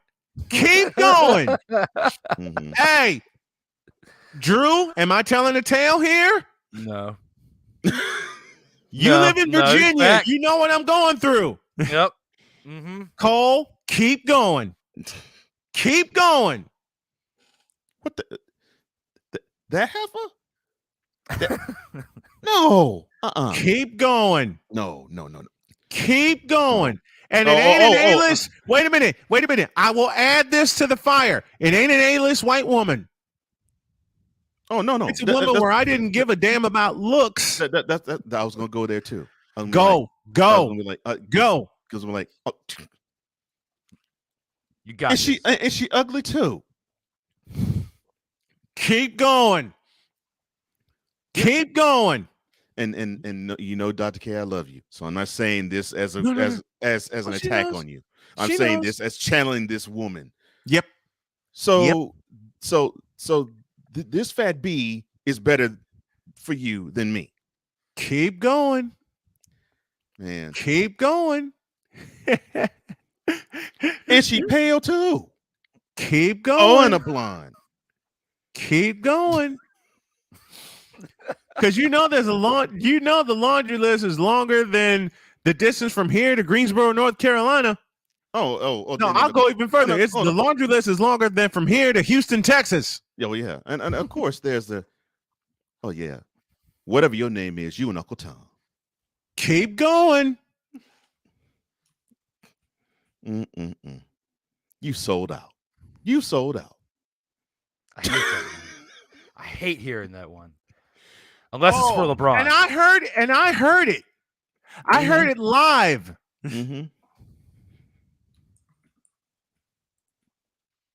Jealousy, man. That's all it is. Of course, that's what it is. And Sick wants to join. You want him to join? Go with it, man. All right, cool. Let's get. Yeah, man. I gotta meet Sick, man. Get him up here. All right. Get him up here. Oh, Victor, I love you. Oh, you trying to be her mandingo? Huh? Not the heifer. That's the only. And I heard a woman say this to me. I'm glad Jody wasn't around when it was said to me. But I was showing someone at a job I was working a picture of my wife, and they were all going, "Oh man, you married a champ. You married a true woman." You know, this black heifer had the nerve to say to me, "Open it." Oh, good Lord. What'd she say? Quote. She only married you because of your close quote. Oh, yeah. She only married you because you hang 2 inches from the ground. Gotcha. So I had to put this heifer in her place. And I said, quote. You don't know why I married her, but I can guarantee you it's the same reason I didn't marry your punk ass. Close quote. Bitch. What you gotta say, man. Vic? What up, Victor? What's up, gentlemen? Are you wheezing over there now? I'm trying to catch my breath, but yeah, I was wheezing this entire time. Got me on the floor, and my CPAP machine's in the other room, so I can't really go grab it right now. So take some albuterol, brother. no, but I've seen that done. I've heard that done, and I said something about those ladies that tried to kick you out of your daughter's life. Sometimes it's the person they don't want to see you with, or as before, you don't fit the people that they want in their family photo. Oh, I sure sound didn't. Because I've seen that done. I've had a friend of mine who, because the family didn't like him, they would take family pictures and have it specifically where he was cut out of the picture. Wow. I was gonna get cropped out of any. I was gonna get cropped out of any damn picture. But I know that. But that lady had that look of like, Every aunt that I spoke to, I spoke eloquently, I spoke truthfully, and I spoke from the heart. Think they cared? Nope. And knowing you, you're a gentleman like me, so you would have been very polite as well, correct? I was quite polite to her sister, to her aunts, to any other woman that tried to come against me. Because the day they all met Donna, there was a bunch of them. Aunts and uncles, and the uncles were so damn pussy whipped, it's not even funny. They weren't gonna say anything at that point. They already got whipped. They already gave up their nuts, so it wasn't they had their nuts cut off by the roots. Oh Lord! Only one of them had the nuts to come to me and ask, "What is your intention?" That I respect. Yeah, that I admire. Because I will God. do the same for my daughters in a heartbeat. I'll do the same for my daughters in a heartbeat. What's up, Sick? What's up, Sick? Now, you know, I have to always have my own intro in here, and every time it has to go completely left. Okay. Oh, God. Nice. Here it comes. Left. And now coming to the stage to perform ODB's cover of Billy Paul's Me and Mrs. Jones, number 00, Sick Biggie. 00.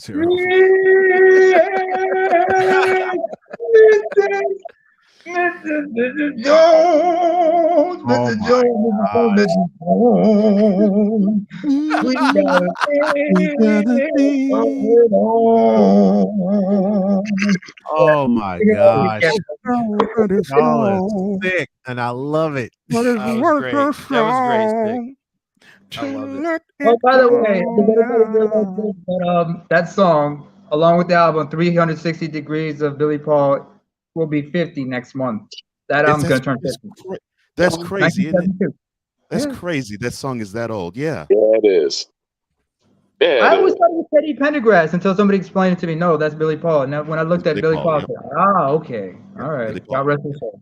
But I'm going to say a lot of people are always going to have certain misconceptions whenever you look at it. I'll give you an example because I live up here in Norway, right? Right. Now, I'm East African. I'm from a place called Eritrea. That's right next to Ethiopia. So, a lot of people get mixed up. But the most common nationality when it comes to East Africans, those from the Horn of Africa that most Scandinavians know of are Somalis. And I remember it involved my brother. He was involved with a woman, and he kept getting these weird, dirty looks from the Somali couple, and it was out in the park. So he looked at him. He gets up off the bench from her. She said, "What are you doing?" He said, "I got this." He goes over to the Somali couple, and he greets them properly. He greets them very cordial. He says, "Assalamu alaikum, alaikum," and they look at him. Oh, okay. They're like, "Are you Somali?" He says, "No, I'm Eritrean." And they're like, "Oh, my bad.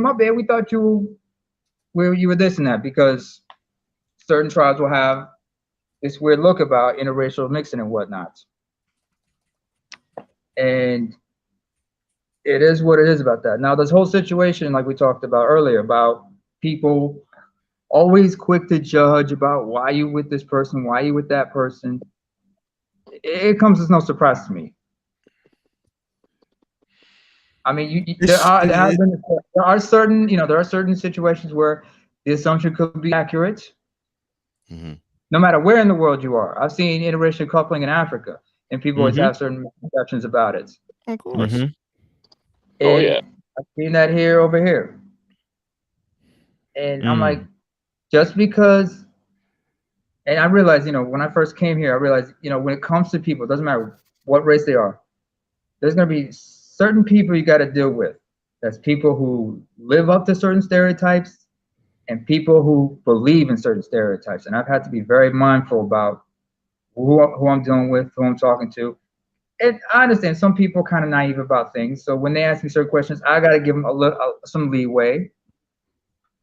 And I shouldn't be surprised about that. Now, as far as like Snowman, what you talked about, certain relationships you've had, we talked about this before, like certain dysfunctions you have that happen and such.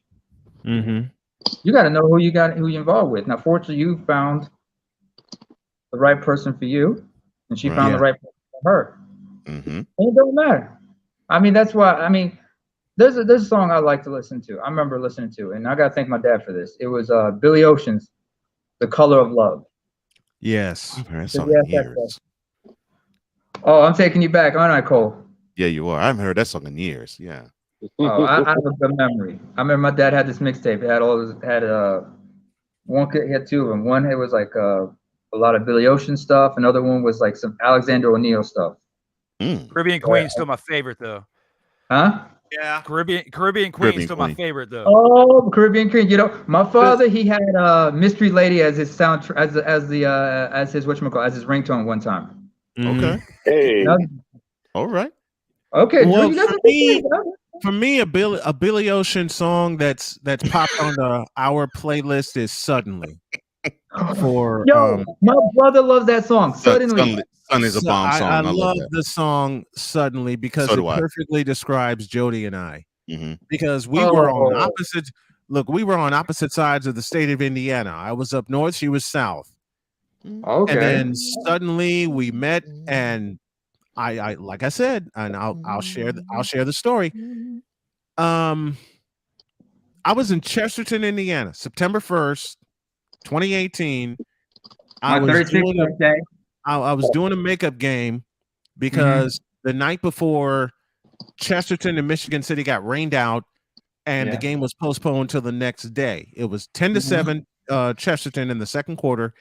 I climbed up to the booth, and they resumed the game. There was 7 minutes left in the second quarter, and like 1 minute into it, I said, I can't help it. I have to call her. I have to hear her voice.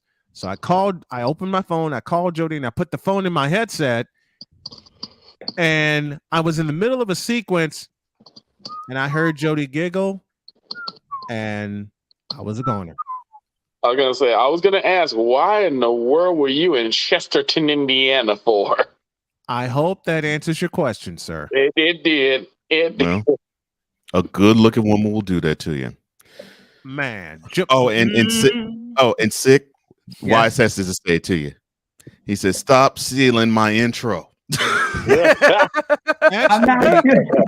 Actually, the original your intro, man. What started it was Cole and I doing an impression of the late great Bob Shepard. And I was the first one to do it when Wise came on with us, when I said, "Now batting for the Yankees, number 2, Derek Jeter."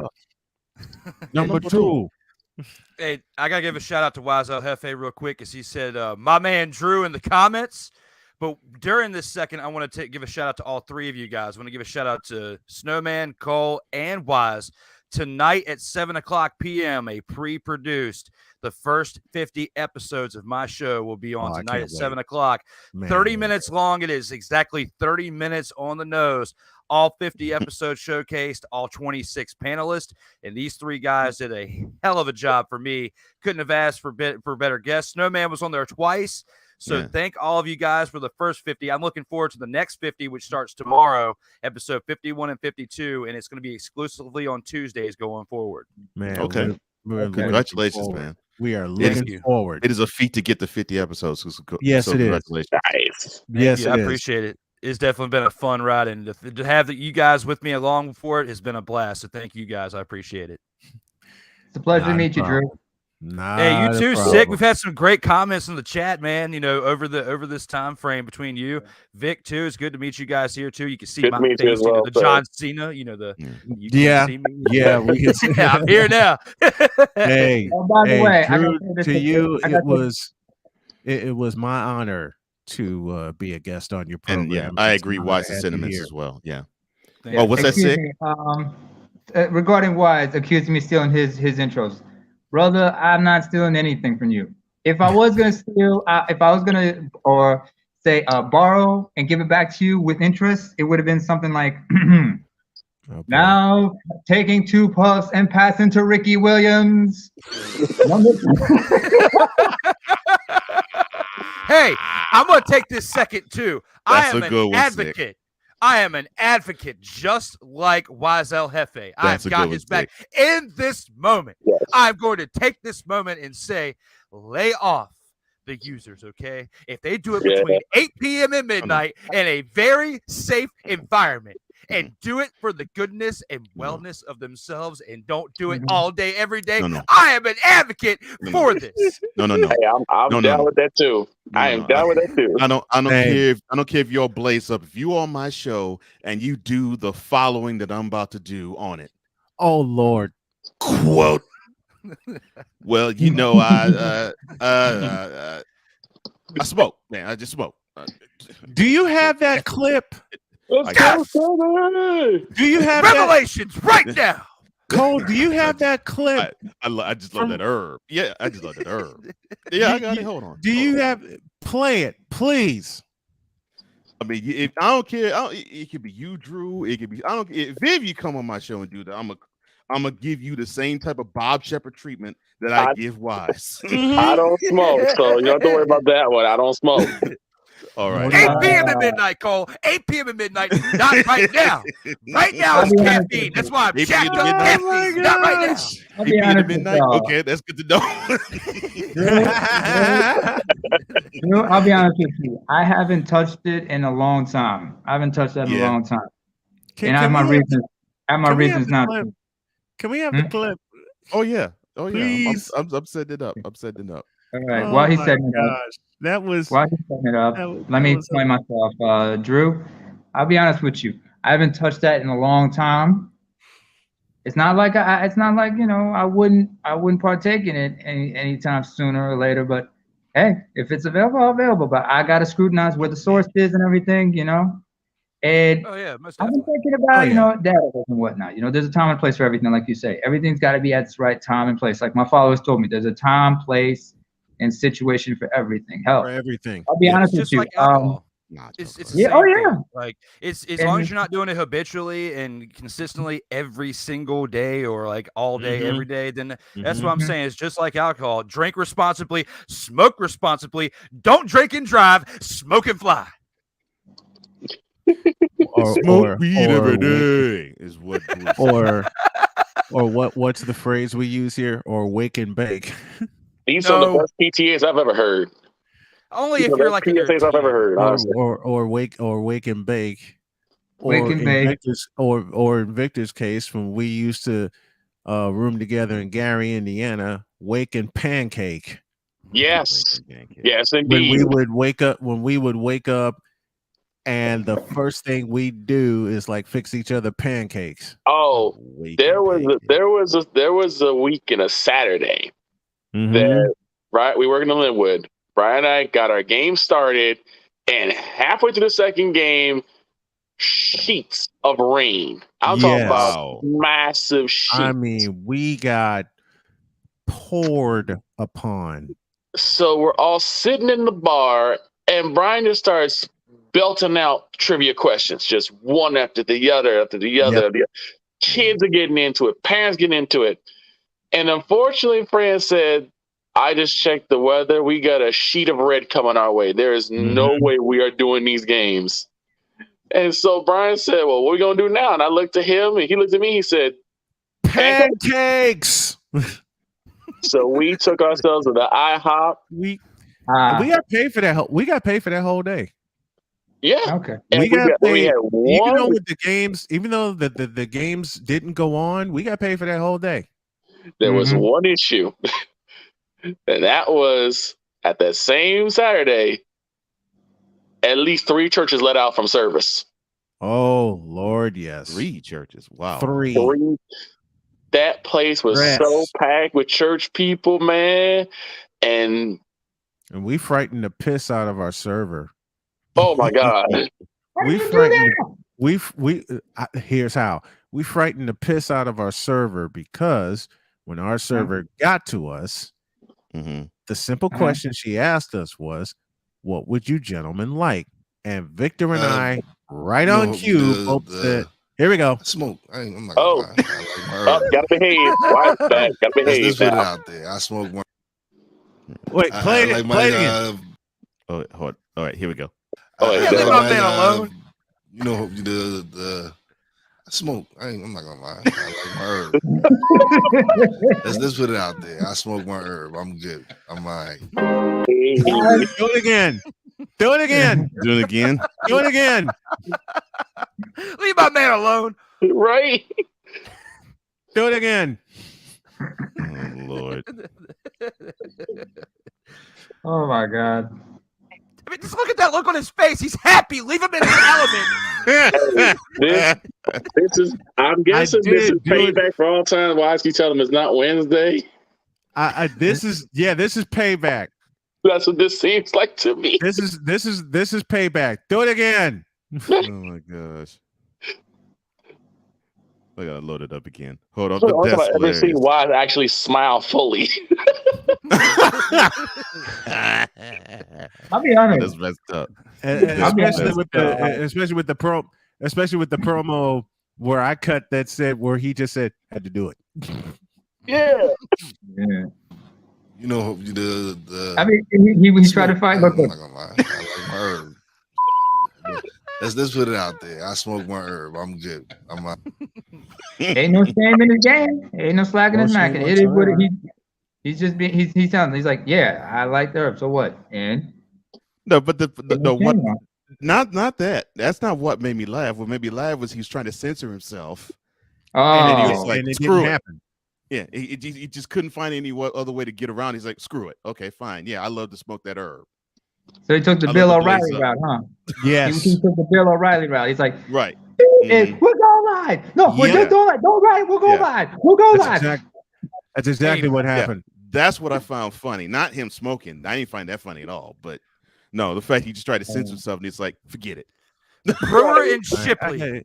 I gotta hear it again. Brewer and I Shipley may have created. the smoke. I'm not gonna lie. I like my herb. let's put it out there. I smoke my herb. I'm good. I'm all right. Hey, look. Okay. Brewer Okay. and So Shipley. I got another intro now. I got to do because of that. Thank you, Wyatt. At least he was honest. Hold on a second. Now featuring on the new How High remix with Red and Meth, number 00, Sick Diggy. How high? It's gonna be a How High part 3 now. My heavens! Wait! I got one for Drew. Oh no! And Drew happened to send me this baby. This one's for you, Snowman. LeBron James is the most annoying athlete of all time. Not one, not two, not three, not four, not five. And I could keep going, but that's what he did. And that's what LeBron did. He got 2, and he needed help to get it. He's got 4, and he's got a lot more losses in the finals than wins. So when you put all that in perspective, he will never be the GOAT. He has all these snowflakes out there crying for him to be the GOAT, and they think because they are his king that they can be the GOAT. But just like Snowman in the Morning with Cole Johnson has the bronze sexual segment for all of you out there praising about your king, I am so sick and tired of it, and we heard more and more and more and more about it over. Oh no, that was the best part. That was the best part. Go back. Wait a minute. Wow. I was like Casper. I went away and I came back. But anyway. Should we talk about LeBron? We apparently we got a LeBron lover on the other end of the production line, guys. Wait a minute now. Hold on. When it comes to LeBron James, yes, he's going to break Kareem's record. And yes, he's been great to the game of basketball. And when it comes to this millennium, he's probably the best basketball player of this millennium. But in basketball ever, is he the greatest of all time? In my opinion, no. So when it comes to LeBron and all of his lovers out there, far and few in between and wherever they are, you are the most annoying of all time. And I even agree with my guys here with what they said. But when I think about 20 years of hearing about LeBron, seeing him in the Irish jersey, Sports Illustrated for kids, even the Sports Illustrated editions, we were seeing LeBron. They were poisoning our minds at an early age with that. And look at where we're at now. They got us thinking he's the king and he's not. More than the game. Hey, look. First of all, uninterrupted. He said he then goes on to say, "How much did Snowman pay me to say that?" Hey, you guys are wild. I didn't pay him a thing. I didn't have to. I didn't have to. That's the best part. I didn't have to. Great minds, man. Now, yep. Okay. Hey, but one thing I Wise? was going to say this about Wise before we played that. Brewer and Shipley may have created a great song and one toke over the line, Sweet Jesus, but that does not apply with this episode right here. Wise? You're going to hate me for this. Oh, no. In a world where partial greatness is celebrated and total greatness is shunned, there stands to be a figure on the lips of those who love him and those who hate him. The inane comparisons to Michael Jordan and Kobe Bryant continue and has existed since 2003. There is no end in sight, for the battle between those who unconditionally love and unconditionally hate him wages on. These are their stories. Welcome to the Bronzexual Confessions. Before we begin, Brian. Hell no! No. No. Now batting Oh no! Oh God! Yes! Yes! The man, Go for it. The man that wants a channeled red man and method man every chance he gets. Number 420, Wise El Jefe. Number 420. It's not Wednesday, please.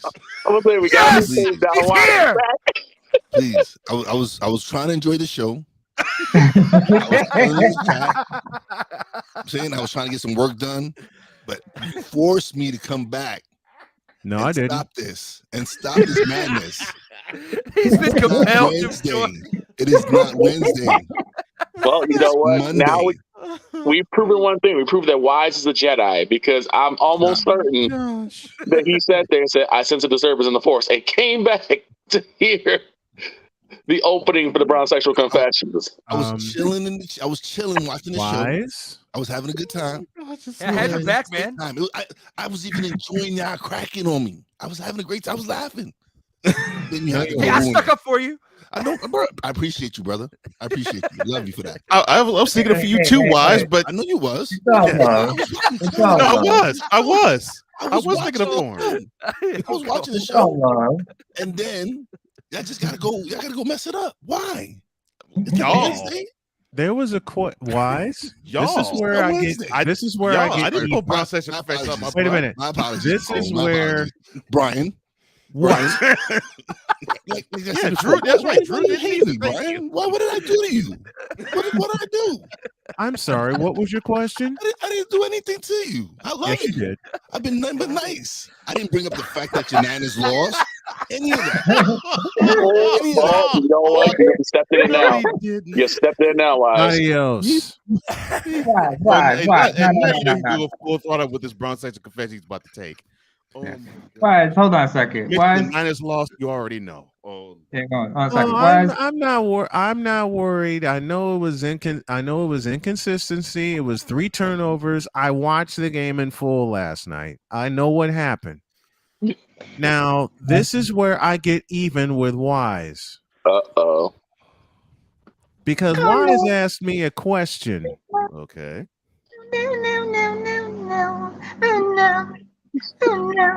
Oh, shut up. Really, Sick? Really? Oh, shut up. Who did that?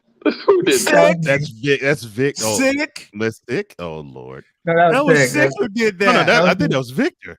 No, it was No, not. No, it was not. Oh, it was. It was not. No, it was not. It was all sick.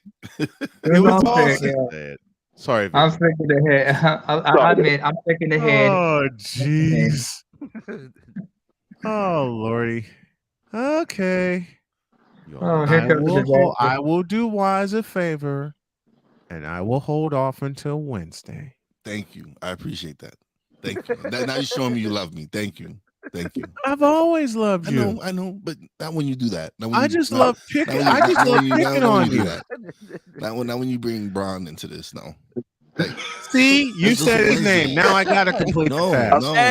no. His name been said for like an You hour said already. man. you Nah. said no, but you specifically said his name. No, I did not. Just now. I didn't say La. I just said Braun. That's enough. Nah, I could have been talking about Braun Breaker. Now, come on, Wise. You know we were Wise. talking about LaBust. I'm telling you, Wise. why is the conscience of Oh my everybody? God! I'm Just a almost minute. there. Almost Just a got it. minute. Almost got it. Almost Just a got minute. it. Oh my God! That was such a reach. Wise, I will say something to you that I say to my children. That was such a reach, man. Oh, I will say something to Wise that I playfully say to my children. That was such a You reach. can't tell that lie with that smile. You really can't. Even That was one of the most major league reaches I think I've ever heard you make. I'm telling you, I mean, why could make Carlos Correa nor Derek Jeter couldn't have had a reach that good. Oh man. I'm telling you, if we take Wise conscious and his voice and put it in a diet app, people will lose 50 pounds. Because Yes. the minute you try to grab a sandwich or something like that, you're gonna hear Wise put the sandwich down. You know better. Don't do Oh, it. he'd be making a killing. Just Put it like down. I would love to hear Samuel L. Jackson on one of those, whatchamacallit, the what's that thing that people have on in their cars for like, the Viper, like the Viper. Step away from this vehicle. No, when they're driving, that thing that tells you which direction to go and everything. The GPS. GPS. Only, in his case, he'd be cussing a lot and everything. Yeah, he would. Yeah, he would. Make this Hey, right what? turn on. Say what again? God, I love that movie. Like, turn your ass around. You went past your destination. I said right, mother.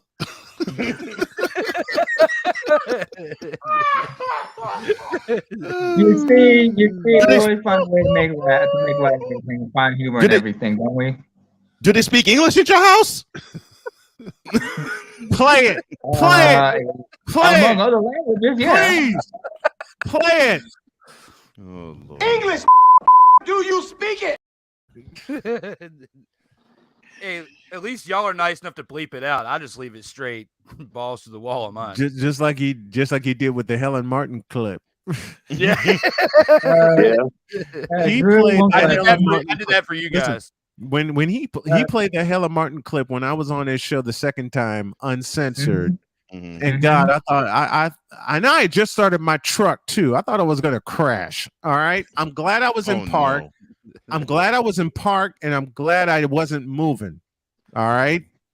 That's why you don't drive when you're on my show.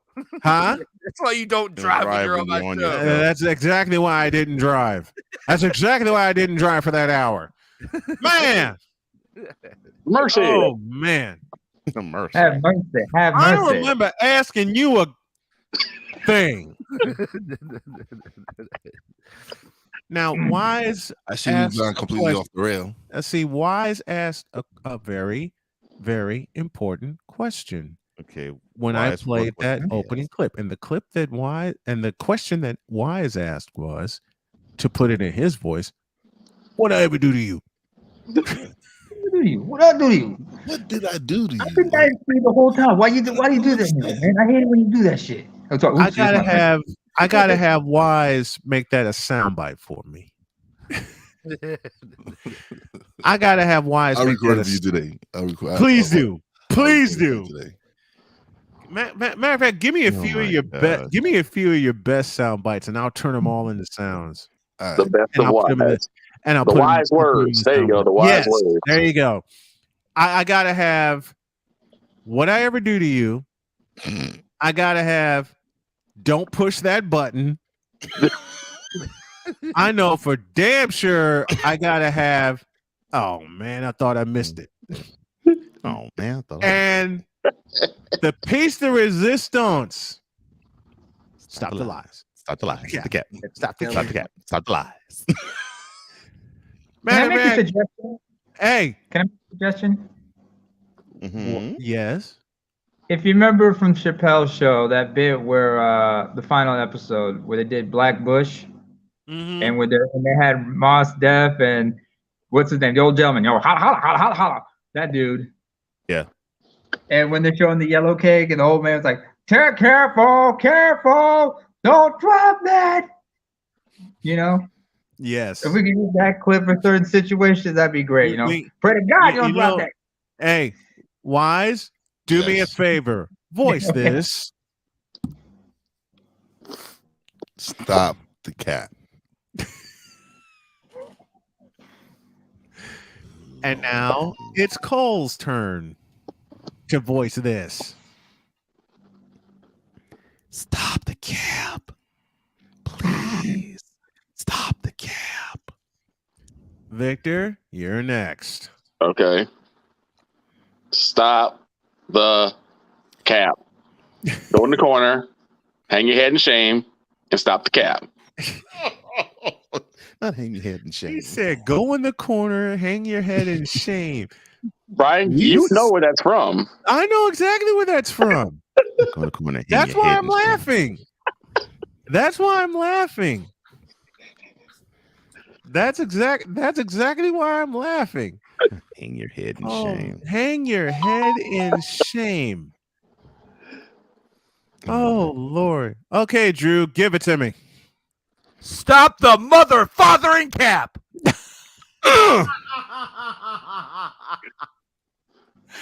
Mother, father, and cap. Okay. See, that's how Red Fox edited that favorite cuss word of mine. All right, we got 30 seconds left. Thank you all for Did I say making it this too? 4-hour spectacular. Hey, thank you for Hey, can I having say me. stop the cap if that's possible? Huh? Can I try, the stop the cap thing? Cole, cue it up for him. All right. All right. Here you go, Sick. Let's see if I can find. Here we go. Please keep it under case, will y'all? Just keep it under case.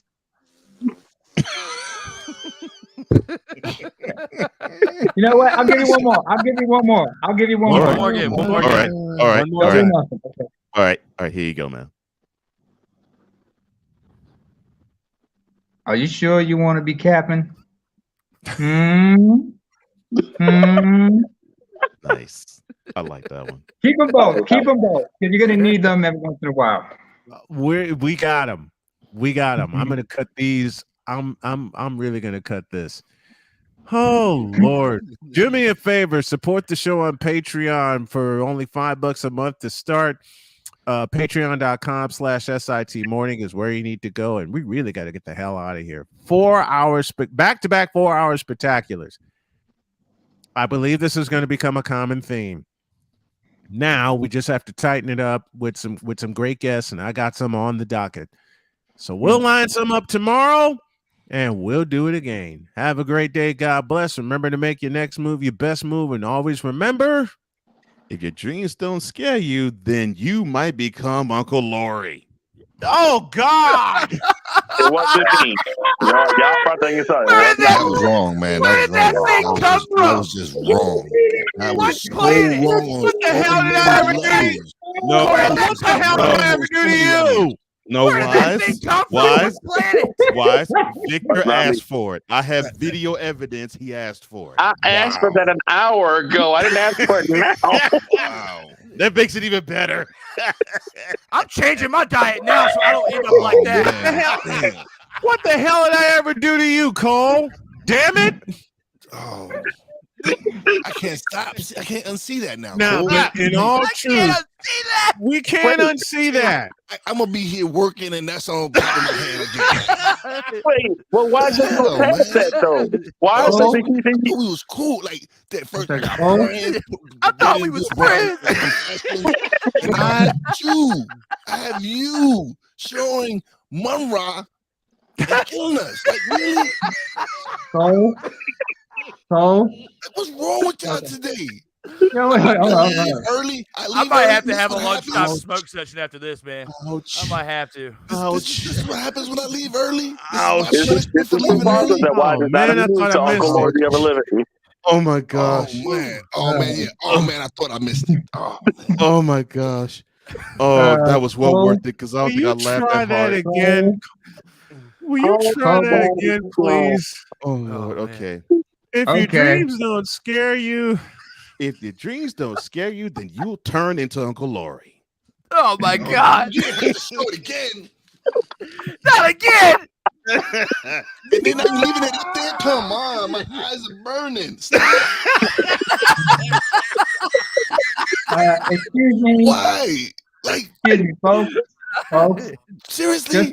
Let me set the record straight on something here. Let me set the record straight. Oh my gosh. Let me set the record straight. I can't even. That picture, I've seen certain women who look like that, and I've seen worse. So that doesn't faze me really. Oh my it's God. phasing my It's ass. hurting my eyes. My eyes is fucking burnt. You got me cursing. You got me cursing on here, Cole. You got People me who cursing. smoke crack don't even look that bad. I have my shades on, and it's not helping. You got me cursing here, Cole. No. Wise, breathe. Breathe. Close your eyes and breathe. Just close your eyes. Breathe. But as I said, I don't want to close my eyes now because I might see. I'll close As this I out. said, Andrew, no, as I said, Andrew, Victor asked for it. An hour ago, damn it! An hour ago. But you put the kibosh on it, Snowman. So, no, I did not. Yes, you did. You said, nope, put that. Nope. Take that. You know why? off. Because I did it live. Mm-hmm. He did Because it I live. turned into Bill O'Reilly and I did it live. Mhm. If your dreams don't scare you, then they're not big enough. Dream big, do bigger. We're gonna settle this tomorrow with more 4-hour shenanigans. We're out of here. See you tomorrow. Peace, everybody.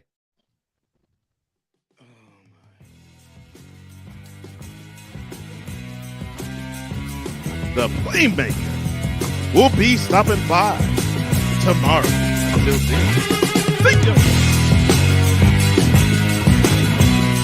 Thank you for tuning in to Snowman in the Morning with Cole Johnson, the hottest of hot takes and the coldest of cold, hard facts.